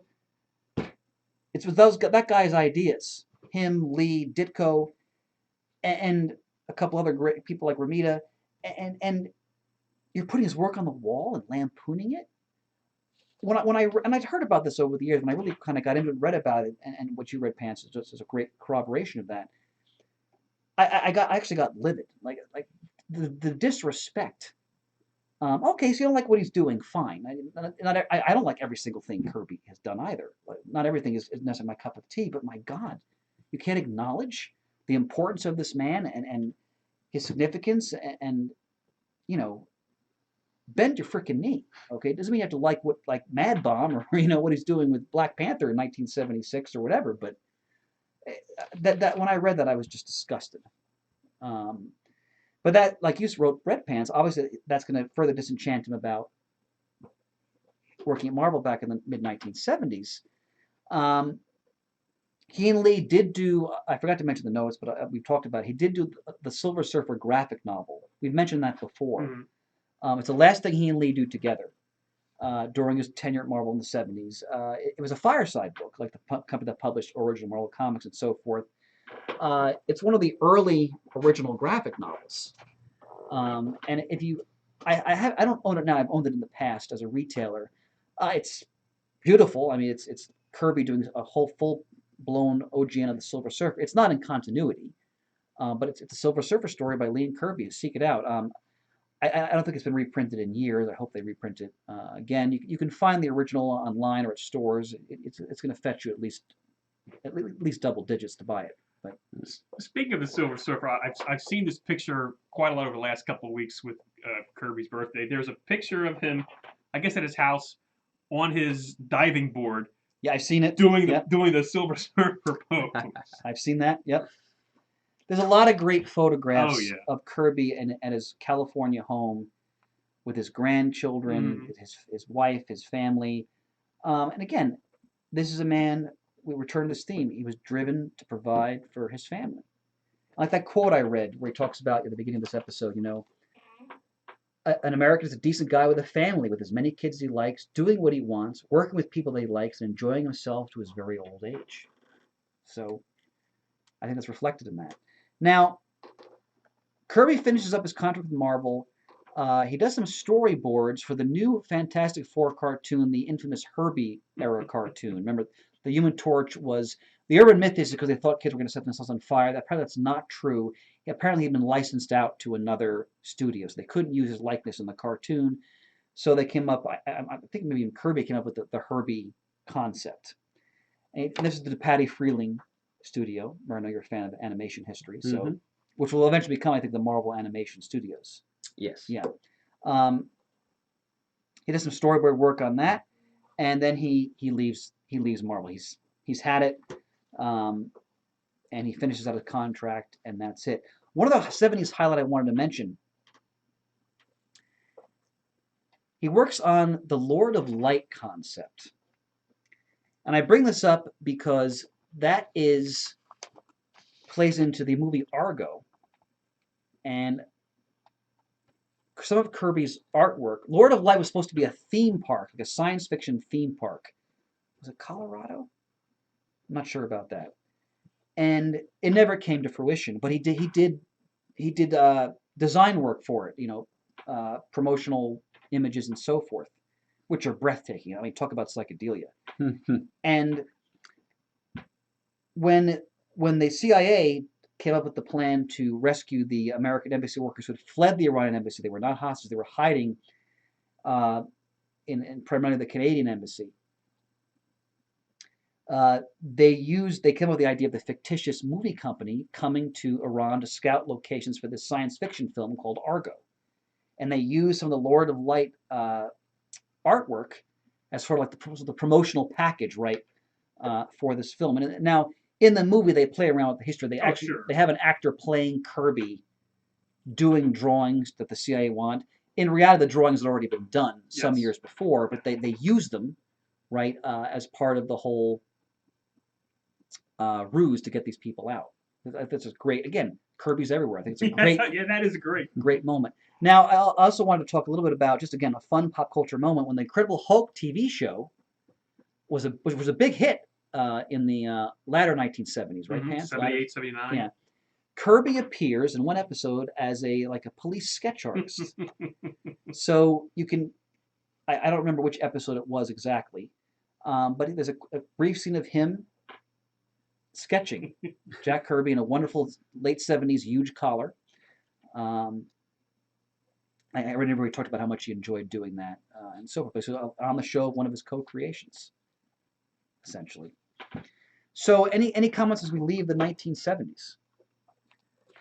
No, I mean just again we're covering highlights here. Yes, so much happy you skipped over things. I mean, of course he also did some work for The Prisoner, which is never published. That was Marvel too. Yeah, yes, the publisher TV adaptation. Yeah, the What If number 11, where What If the FF were the original Marvel bullpen, featured Kirby, Stan Lee, Saul Brodsky, and Flo Steinberg. And the interesting story behind that is that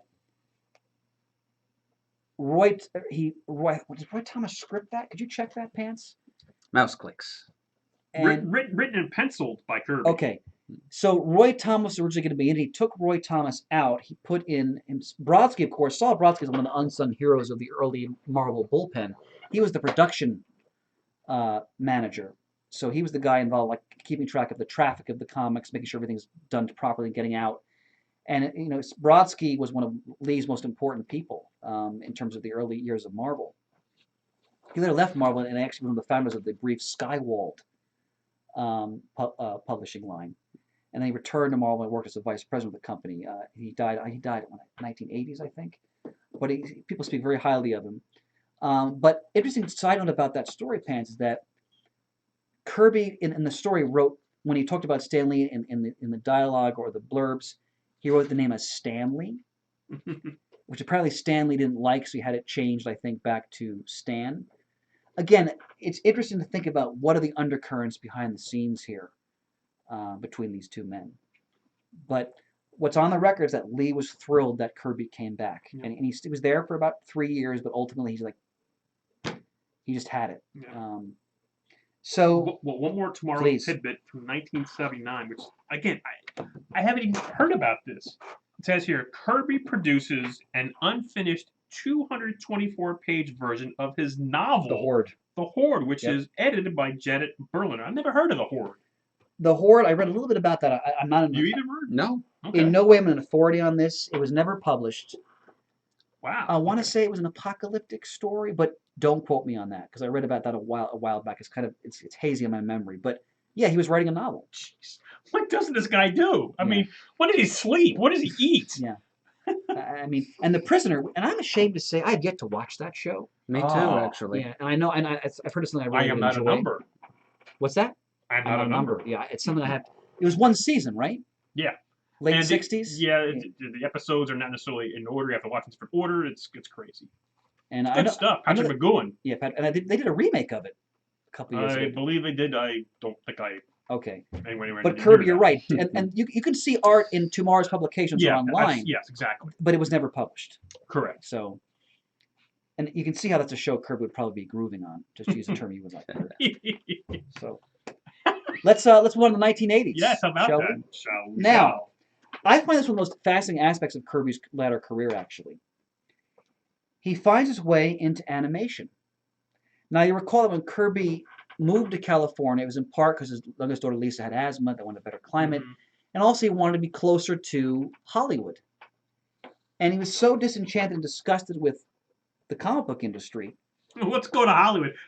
They're not disgusting at all, are they? He found his way into working for Hanna-Barbera and Ruby Spears. And this, from what I read, is one of the most satisfying experiences of his professional life. One, apparently he was treated with such respect by these animation houses because a lot of the wow, see, I've never heard that. Yeah, a lot of the animators grew up reading his books, and Gil Kane did work for these houses as well. And Kirby did production design on Thundarr the Barbarian, and Steve Gerber is one of the co-creators and writers of the Thundarr the Barbarian cartoon. And did you guys ever watch Thundarr the Barbarian? I did not. I'm sure Shane did. Probably, yeah. It was a great cartoon from the early 80s. I remember it fondly. What I didn't realize until I did my research is that Kirby is all over that cartoon, and that now the animation may not be his animation. What he was doing was he would basically every week he'd come into these offices with piles of concept art. And we have on the screen, a Kirby concept page from for Thundarr the Barbarian, and some of these ideas were picked up, some were not, but he would do work for both these animation houses. He finally had good health insurance. He was getting good pay. Remember, because he didn't drive, right? Because remember, this guy went back to the back of a policeman's car when he was younger. Roz would drive him there like once a week. He'd come in the art. He'd sit in. He'd do work there. He'd talk to everybody. People were in awe of him, thanking him for his work. And apparently, it was one of the most, after all he dealt with in comics and all the ups and downs and the trials and tribulations, this apparently was a really satisfying period in his sort of latter professional career. And there's interviews with Steve Gerber about him working with Kirby on a lot of these concepts, and like the Mr. T. Remember the Mr. T cartoon? And the T-Force? Yes, I do. He did concept work on that. He and Gil Kane together, a note for children of the 80s here, they collaborated on a show for Ruby Spears called Centurions, Power Extreme. Matt and I both enjoyed this show as kids. As I recall, it came on Channel 15 at 5 p.m., just before syndicated reruns of Magnum I P.I. never saw that one. It was about three guys. Max Ray, Centurion C. Love Jake Rockwell, Centurion Land. Ace McLeod, Centurion Air. So land, sea, and sky, and they wore these big, heavy, armored outfits. It looked like a cross between the Iron Man armor and Orion's Astro Harness, designed for different terrains. And they fought this guy named Doc Terror, who was a low-rent supervillain, mad genius who wanted to turn the world into his cyborg slaves. Well, and that's it. Thank you, Red. I didn't even know that one. Well done. I knew Kane and he did some work. I didn't know on what exactly. Well done. But again, this is just another area where Kirby is involved in areas of pop culture people might not have been aware of. I'd heard about the animation work, but I didn't know really the details of it until I started to do this research. I was like, wow, Thundarr the Barbarian. I remember that cartoon very fondly. I'm going to track it down and watch it again. Apparently, when you watch the show, like a lot of the machines and different things, a lot of that was designed by Kirby, essentially. So that's some satisfying latter work he did. In fact, we also have an image of a Hawkman promo piece he did for a Hawkman cartoon that never actually was realized. Again, you do an animation, you're probably doing a lot of concept art that never actually goes anywhere in terms of being realized on the screen. But this was something he was working on in the 1980s. He was doing animation work. Pants, doesn't want to say something. Go ahead. Well, I have some more tomorrow's tidbits from the early 80s. Please. Not so much with the animation, but again, just stuff I didn't know and just makes my head spin. Circa 1982, after striking up a friendship with music virtuoso Frank Zappa, who suggests that Kirby develop a comic strip based on Zappa's song Valley Girl, the artist comes up with samples, but alas, it does not sell. Never heard that before. But listen to this. Pants is clutch here. Oof. Battle for a 3D World is published in '82 with Kirby pencils, Mike Thibodeau inks, and 3D conversion by Rayzone. The 3D glasses that come with the comic state Kirby, King of the Comics, which is later misconstrued by talk show host Johnny Carson when he uses a pair as a prop on The Tonight Show and inadvertently insults Kirby on the air. Really? I never heard this. Neither did I. He publicly apologizes to Kirby on air 2 weeks later. Fascinating. Another tomorrow's tidbit. Ah, God. I'm glad this book came out in time for Man, this just, episode. I just got it hours ago in my hands here. Well done. I'm sorry. I digress because just Kirby, McCartney, Frank Zappa, Johnny Carson insulting on the air. What? What are you talking about? I wouldn't call it an aggression. It's all about the king, so it's on topic. Now, another nice moment here for Kirby in the latter part of his career is, we'll recall that in the 80s, I forgot the exact year, but the Superpowers line starts. Yes. I want to say Kenner. I believe so, yeah. Obviously, DC license. Mm-hmm. And Jeanette Kahn, by this point, is the publisher right, of DC at this point. She came back in like the mid to late 70s. Yeah, and Paul Levitz is one of her top people. Mm-hmm. And they get together with Kirby. They get, look, we want to use the fourth world concepts as sort of one of the foundations of this Superpowers line. You recall that, like Darkseid, Mantis, Steppenwolf, the Parademon, they're all part of the Superpowers. They're like the villains. And I had all those toys when I was a kid. I think Matt speaks finally of the Batmobile from that line, for example. But they say, look, we want to give you royalty payments, so we want you to design, like do some of the design work for the Superpowers line. And in a way, it's kind of like a retroactive way DC can give him royalties for his fourth world creations. And they say, we want you to be able to finish your fourth world story. So they commissioned The Hunger Dog, which is the graphic novel, which some people have differing views on how satisfying the story is or not, because it's Kirby trying to basically tie up his whole fourth world saga. Essentially, that was also published in the 1980s. But props to Jeanette Kahn and Paul Levitz for recognizing Kirby's importance and trying to do right by him through this Superpowers toy line and the accompanying comics that came with it. Pants, go ahead. Tomorrow's tidbit, May-July cover date of 1984. Superpowers #1 is published by DC Comics, a 5-issue miniseries, each featuring a Kirby cover and his plotting. Only number 5 features Kirby interior art. Kirby agrees to tackle the series either in appreciation for DC retroactively making him eligible for royalties in the creation of the New Gods characters that appear in the Superpowers toy line, or as a part of the aforementioned deal struck in 1982. That's all we have. Clutch, Pants. Yeah, and there's some more I want to read once we get to the next part of your outline. Outstanding. Tomorrow's tidbit, trademark. So we should go a little bit into wider comics history. We should also acknowledge that by the time we get to the mid to late 70s and the 80s, publishers are giving the artwork back to creators. We'll get more into that in a moment. Oh boy. And you start to get royalties, or Marvel uses the term incentives, for reprints. And so things are starting to improve. I mean, this is an industry that was, infamous for union busting and not allowing people to organize and, work for hire, all that stuff we've talked about in part 1 of this and other spotlights we've done and so forth. Things are starting to change. And they're changing in part because of what people like Kirby struggled with and suffered with, in previous decades.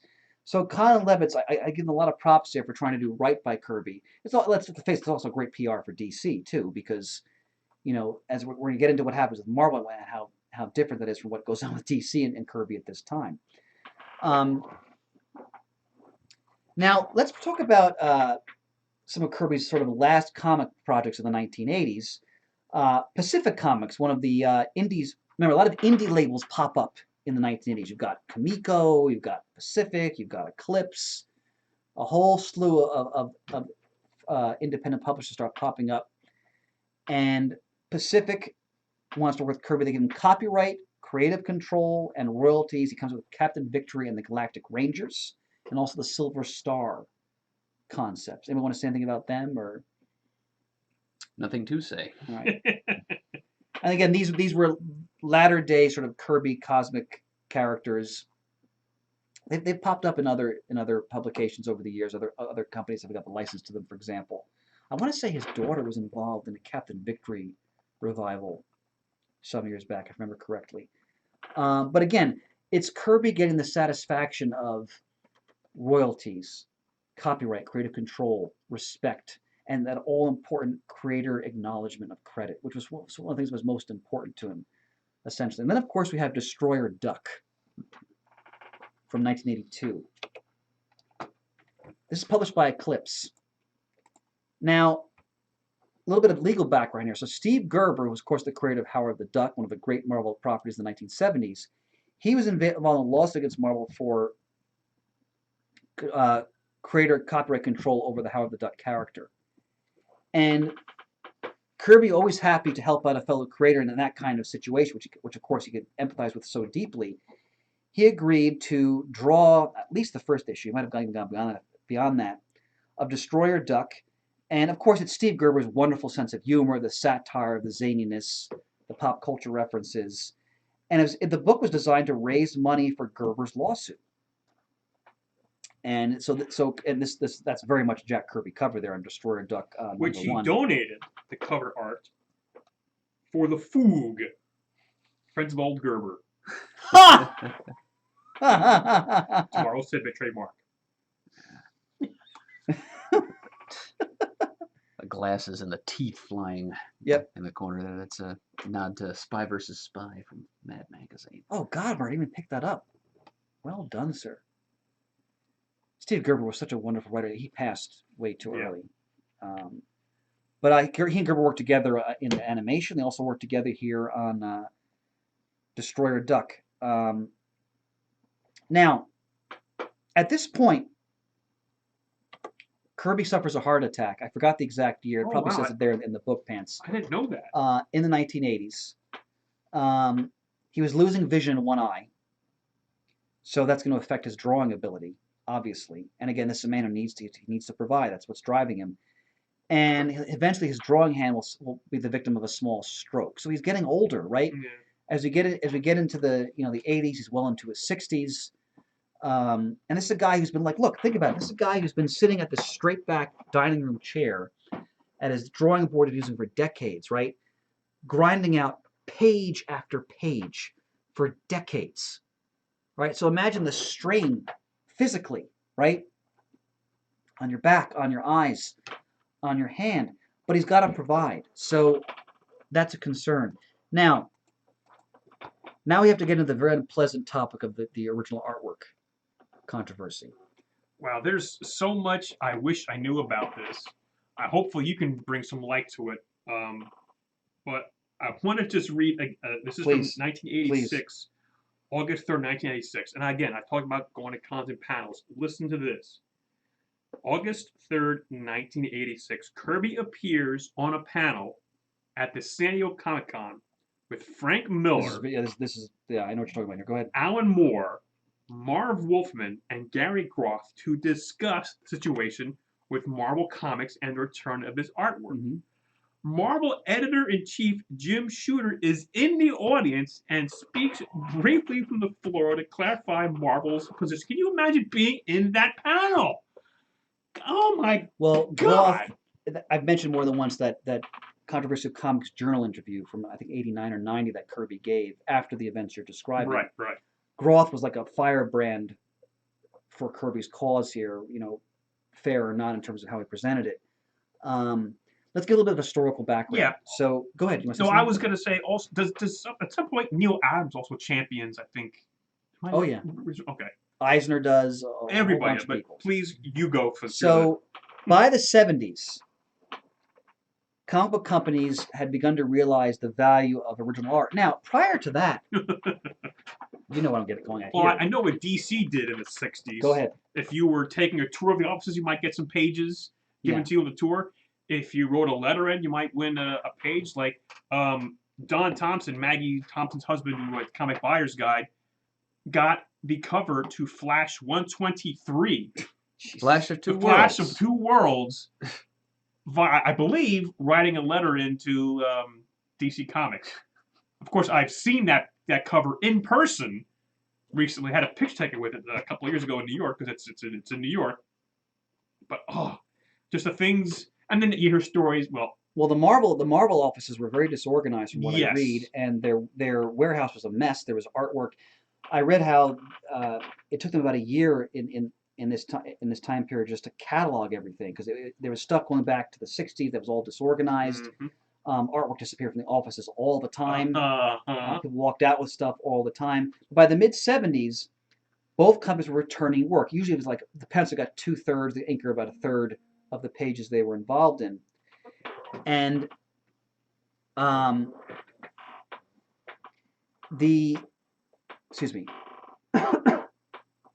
Kirby got a lot of his 70s work back.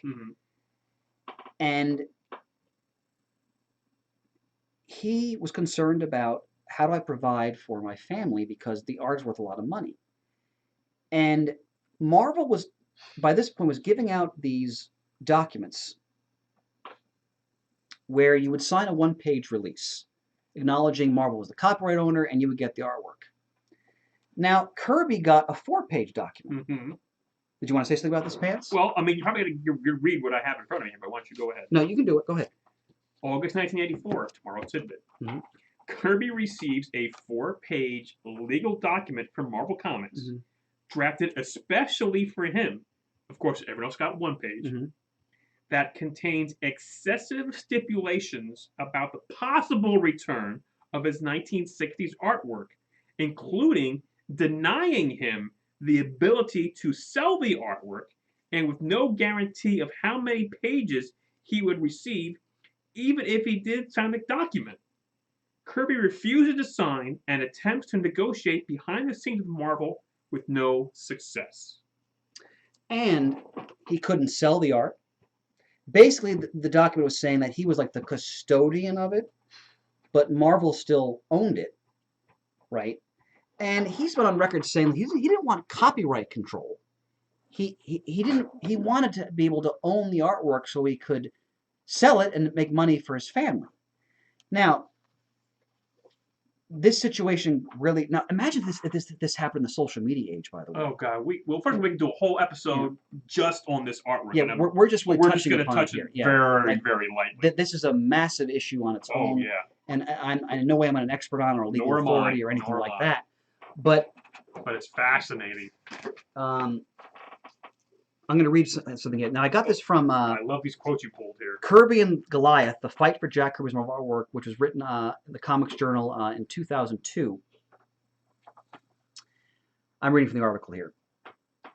When Marvel decided in 1984 to offer the return of its back stock of original art to creators, its offer to Kirby was able to account for only 88 pages of Kirby art out of a total of more than 8,000 pages the artist had done for Marvel between 1960 and 1970, approximately 1% what they were going to give him. And if I was a better person, I would have tracked down, because I'm on some comic forums, some comic art forums, and I think you can find this online somewhere. There is a list of like the artwork that the Marvel claimed that they had, and there's just gaps in the artwork. So you can find somewhere, if you do the research online, the accounting they gave of what they found.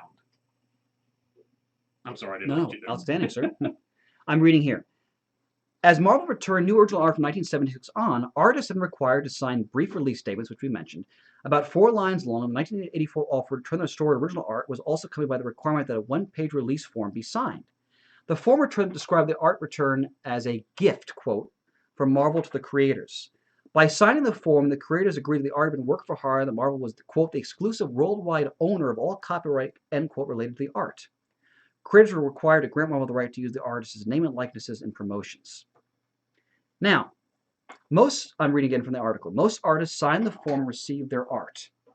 And even Kirby said he would have been willing to sign it, but that was not the option that Marvel offered him. And that's what you were reading about before, okay? He got a 4-page release, right?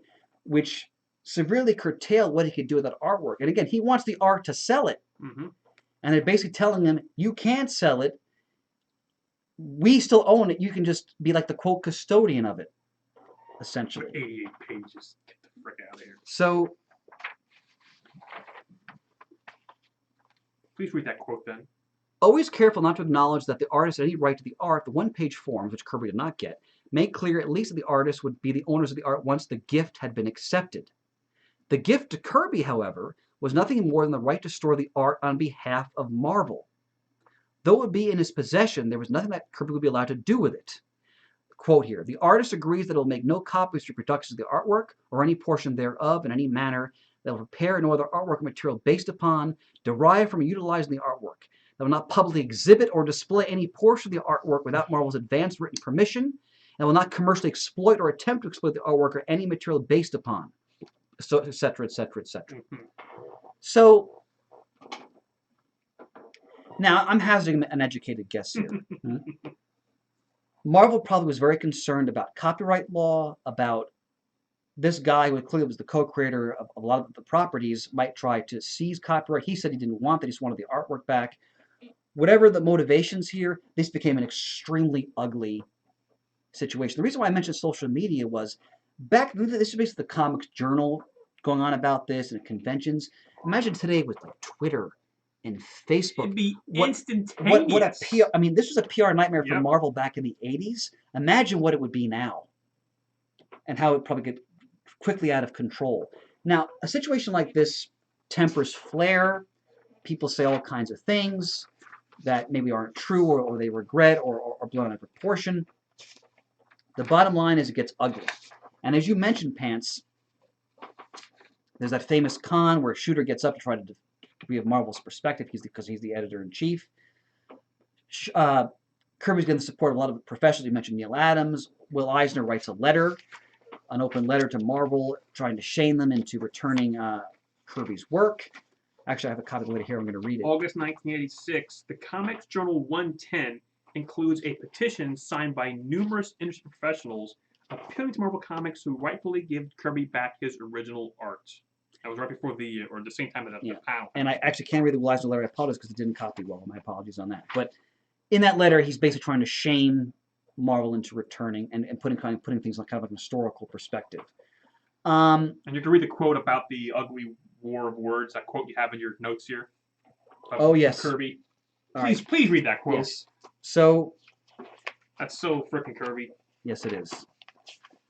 I wouldn't cooperate with the Nazis, and I won't cooperate with them. Tempers were flaring. Yeah. I mean, again, this is an older man, a man who's concerned about his health, a man who's concerned about his finances for his family, and he feels like he's being treated hard, done by Marvel. He feels like, you know, I've given my whole life to this industry. I helped build it, essentially. I'm not giving my artwork back. And again, if you look at the optics of it, regardless of the legal aspects, Marvel looks so bad in this situation because whatever their concerns were with copyright control, etc., which I can't speak to because I'm not a lawyer, and you know, again, we're just kind of touching upon this. But from an optic perspective, from a public relations perspective, this is a disaster for Marvel, essentially. And again, imagine if it was in the social media era, it'd be even worse. And this before the movies had come out, the billions of dollars, and everything else. So this goes on for a couple of years. It's not a quick thing. And eventually, Marvel does return almost 2,000 pages of artwork to Kirby. And he's allowed to sell it. Like they come to an agreement.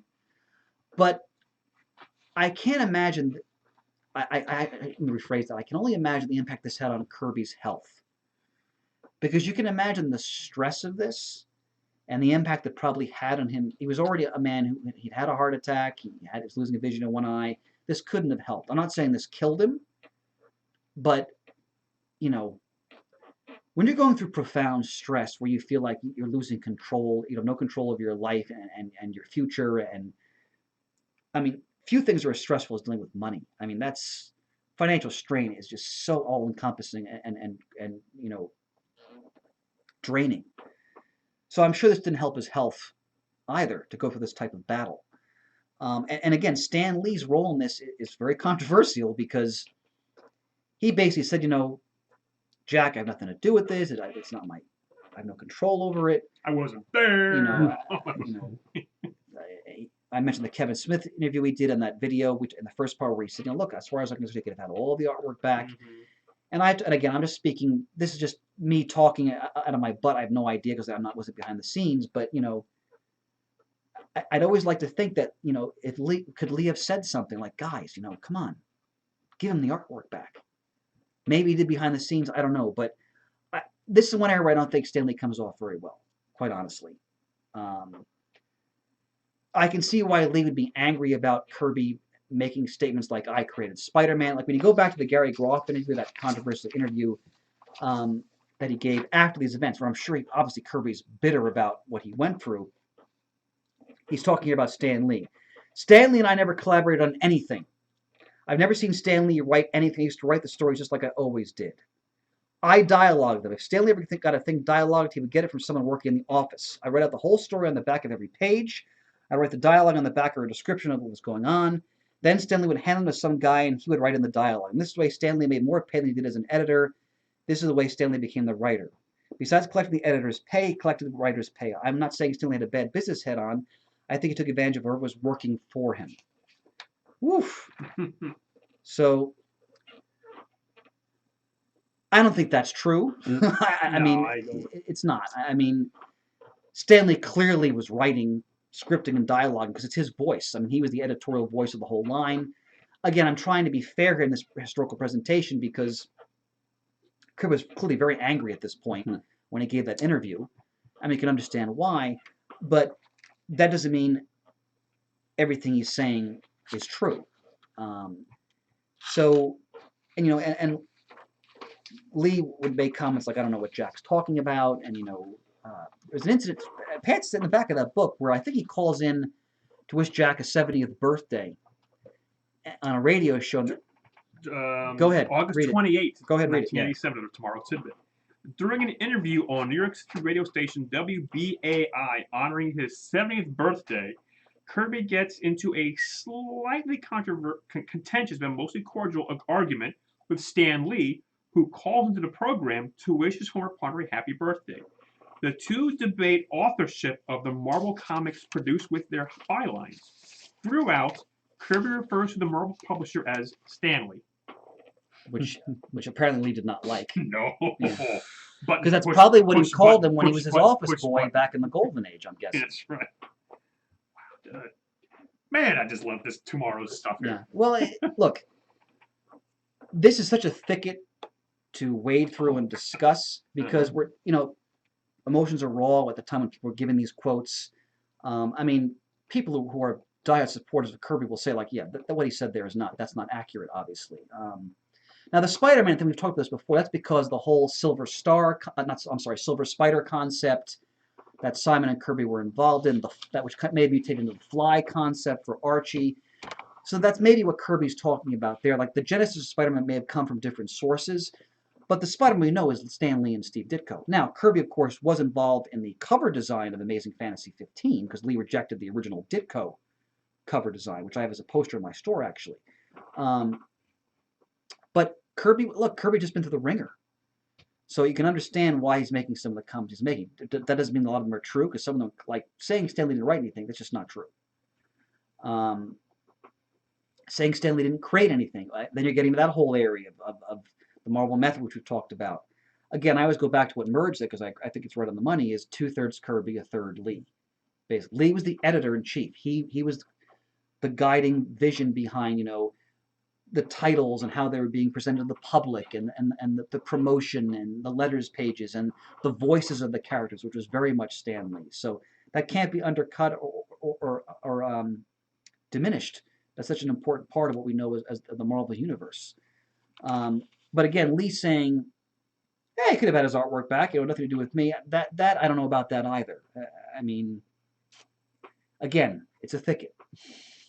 I leave it to the listeners to kind of, everybody has their own opinions on this. But let's kind of return to like our closing moments here of the spotlight. So, in the Kirby's final years, and here's Roz and Jack Kirby in their golden years here. Remember, Roz was always with Kirby. She'd drive him everywhere. She was his rock, the bedrock. She was his biggest fan. She inked for him sometimes. She was his steadfast, pillar of support. She always called him Kirby. She went with him all the conventions. She'd sit with him in interviews, sometimes to correct him and so forth. Kirby went to a lot of conventions. He went to virtually every San Diego Comic-Con except I think the one year he had his heart attack. He never missed one otherwise until his death. And the conventions, he gets standing ovations, long lines to shake his hand, to get an autograph, just to talk to him. And from what I read, he was generous to everyone who spoke to him, gracious, magnanimous, giving people suggestions on them when they showed them his artwork. I'm going to read a quote here from Jim Valentino, which he gave on a panel on Kirby, which I think says it all. Kirby was one of the humblest, most self-effacing people I ever met. When the, quote, flavor of the month, end quote, superstars walk convention floors, we've all seen these people. That's my aside. Like they own the place, Kirby was kind, considerate, and patient with every single fan that came up to him with the same question he had just finished answering. Never losing patience, always appreciative. Giving everyone the respect and the dignity they deserved as human beings, regardless of their age. Take away everything he did as an artist, and this remains an idea which we should all aspire to as people.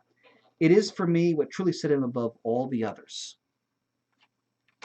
I think that speaks volumes about this man we've been talking about here. A man who really was treated poorly in so many ways, yet never forgot his fans, never forgot where he came from, and the dignity, the class, and the grace. And where other people could have lost themselves in bitterness and drink and God knows what else for what he went through. I think a lot of that we can also credit to Roz always being there for him, essentially. But another story I like to tell, Mark Evanier tells it. You should read his book because it's his story in Kirby, King of Comics, where Evanier worked for this con man who was involved in the Marvel Mania company in the early 70s, late 60s, early 70s, which imploded. And the guy was calling Evanier up, and Evanier was very young, and like harassing him and so forth. And Kirby's like, Mark, what's the matter? And he kind of broke down and told him. And Evanier had some other issues in life at that time that were troubling him. And Kirby called the guy up and said, leave Mark alone, I'm going to basically come down there and beat the hell out of you. And he's an older man at this point, right? And, that's Jack Kirby. Like, remember I talked about Eisner when he worked for Eisner, he like went out and threatened the Mafia hood, in our first installment. And the guy would not back down, essentially. But he was also a man who was all about, when you think about his characters and what they represent, transcendence, hope, affirmation, trying to better ourselves. I mean, you see that thread throughout his career, essentially, right up to the end. Now, I want to talk a little bit as we close here, kind of a poster about the final legal settlement. Please do. Which this is long after, remember, Jack Kirby passes away in 1994. What's the exact date? He passes away February 6th, 1994, at his home in Thousand Oaks, California, at age 77. His passing is internationally acknowledged, as it should be, including obituaries in the New York Times and British newspaper The Independent. And actually, later on that year in September, the first issue of the Jack Kirby cover comes out. And it's still going. Still going. And Kirby got up that morning. His ritual was to get up in the morning to try not to wake Roz, go get the newspaper in the kitchen. And apparently, I think he had a heart attack and he passed away in the kitchen. And, she found him there. Stanley did go to the funeral. He sat in the back and he just kind of, he didn't make a show of his presence, but he was there. Again, educated guesswork. I just feel like all the quotes you read, the history, it just seems like Lee, he's like in a tough spot. Like you can tell like he has such deep admiration for the work Kirby did. He really savored the partnership. He was so happy when Kirby came back in the 70s. But then there's that creator credit and I read that Playboy interview in the first episode where the guy brought up, your legacy and how people, and Lee always does defend himself, and whether you agree with his perspective or not, but it's a complicated subject. It's partnerships are not easy, and especially when one of the partners is the boss, that's a whole nother issue as well. So I want to talk about the final legal settlement. So the Kirby family, so Kirby's children,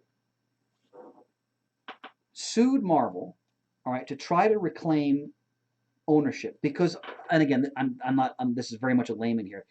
Copyright law will allow creators to attempt to reclaim ownership like within a certain window of time, and apparently, Jack and Roz Kirby, their wish was that when that window of time opened, that the children should try to reclaim copyright. So we have to remember that in 2009, Disney acquired Marvel for $4 billion. Okay. So the Kirby family, their attorney Mark Toberoff, I think he's been involved in some other famous copyright cases. I believe so. Yeah. I won't. Yeah. So the window had opened, that legal window, whatever it was, and he filed 45 notices for copyright reclamation. A lot of the key Marvel characters Kirby had been involved in. I mean, he's been involved in God knows how many, but I'm assuming the 45 of the biggies, right? Because remember, it's 2009. Iron Man's come out, right? The Incredible Hulk movie has come out, and we know the Avengers is coming out by this point. So, there's massive amounts of money on the table here. Now, what does the Kirby family want? They want credit, right? Well, a big part of this is we want to see our father's name on everything, okay, that he was involved in. Because everything was Stan Lee. And that wasn't always even Stan Lee's fault, but, his name was always everything attached to everything. Stan Lee Presents, right? Think of Origins of Marvel Comics by Stan Lee, Son of Origins, so forth and so on. So there was even sometimes media publications would credit Stan Lee with creating Captain America, right? So there was that impression in people's heads because he was the voice, right? He was the face, he was the carnival barker, so which he did very well. So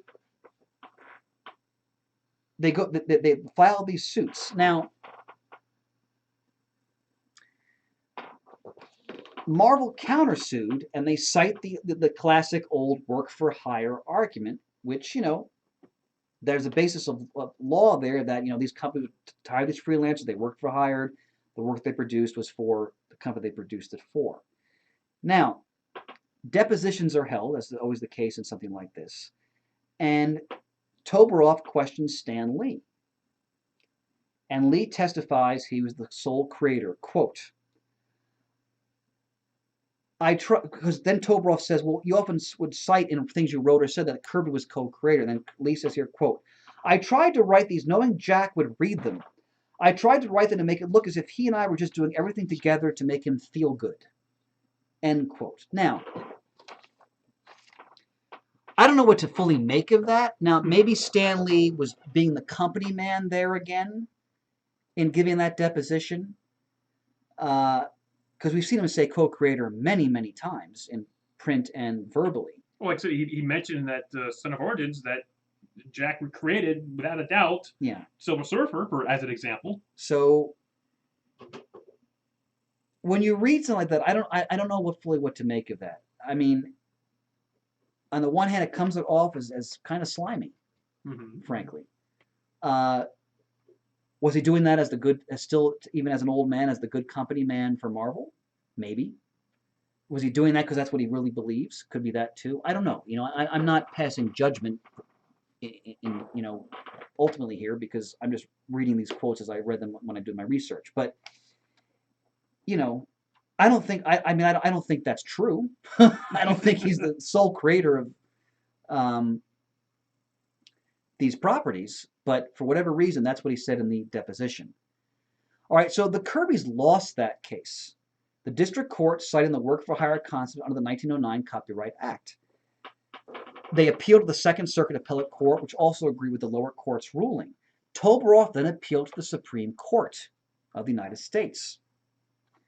Now, he had supporting briefs filed by the Screen Actors Guild, the American Federation of Television and Radio Artists, various writers, cartoonists, and very important here, Bruce Lehman, who was the former director of the U.S. Patents and Trademark Office for the Clinton administration. Now think about the ramifications of this. All these different creative organizations are supporting this because think about what it would mean for creators if the Supreme Court ruled in Kirby's favor, right? So yeah, this is big. Now, Marvel was hoping the Supreme Court, because remember, the Supreme Court can decide whether or not it wants to hear a case. That's up to them. And they were going to hear the case. Well, Marvel was hoping they would not hear it. But they were going to. But the Supreme Court would have decided whether or not to hear the case on September 29, 2014. But it looked as if they were at least going to, the Supreme Court will meet in chambers to discuss whether or not they want to hear the case. And it looked like the court was at least going to meet in chambers to discuss that, okay, as my understanding of it. Any details I'm wrong here that can be corrected, of course, online. Go ahead. It says here, May 14th, 2014, to Marvel's surprise, the Supreme Court agrees to take the case into conference to consider that's if what I'm they will talking about. actually Thank hear you, it. Pants. That conference is scheduled for September 29th, but it's rescheduled to give Marvel/Disney until July 14th to respond. Okay, now, thank you. That's what I was getting at. Thank you for clarifying that. Mm-hmm. You got to think at this point, Marvel probably wet their pants and Disney wet their pants because you're talking multi-billion-dollar movie properties, and they probably thought the court's going to go into consultation to discuss this, and that's when they quote amicably resolve their legal disputes between the Kirby family and Marvel. Now, the Kirbys received an undisclosed settlement. Now, I can only imagine what that was. But I'd like to think that Jack is smiling because now that means their family and their grandchildren are probably taken care of, their college educations. Because that's what did Kirby want? He wanted to make sure his family was taken care of. The story of his life. Yeah, and that's exactly, and that's what he was always trying to get royalties from good and other people. And he and Roz didn't live to see it, but I'd like to think that obviously whatever they settled for was a very generous sum, considering what these properties are worth. And of equal importance, Kirby will now receive co-creator credit on all media related to his characters. I read an interview once where he said, I couldn't go into toy stores with my grandkids because I couldn't he get physically ill seeing his properties on toys and he was getting no money for them, essentially. October of 2014, Marvel releases new issues of Fantastic Four and X-Men with the credit line that reads, for the first time, quote, created by Stan Lee and Jack Kirby, end quote. And that's in you look at the movies now, everything. Guardians of the Galaxy, Groot, right? Kirby's name was mentioned because he co-created that character in the old Atlas Monster days in the 50s. So justice was done, I think one could argue, at the end here. Unfortunately, he and his wife didn't live to see it, but his children and his family finally are going to... Which is what he was always going to reap the benefits of what, a 50-year career, something like that? Mm-hmm. In working in that, often in that Long Island dungeon, as he called it, in his basement, or in the Silver Age in the Marvel years. What are our closing thoughts here on Kirby? Anything anybody wants to say? Or wow. Well, with his 100th birthday just happening, it was just wonderful to see on social media all the different, not just famous creators, but everybody who's just pouring out just their favorite Kirby story, favorite Kirby anecdote, favorite Kirby artwork. It's just bringing him back around again into the public consciousness, which, really, with everything going with the Marvel TV movies right now, it wouldn't be there without Kirby. And it's 100 years, I guess, just brings out everybody's good side. Just seeing all the stuff. But it's fascinating because I'm just learning so much about, just in the last 2 hours and 15 minutes on this episode, maybe even learning more. Well, you were clutch your pants with adding that. Murd, any closing thoughts? Hail to the king. Enough said. Enough said indeed. And for me, I've once I became conscious of who Jack Kirby was as a kid, and I started to read more and more of his stories. And then as I got a little bit older, like in my 20s and beyond, I started to read the history, which I became increasingly fascinated with.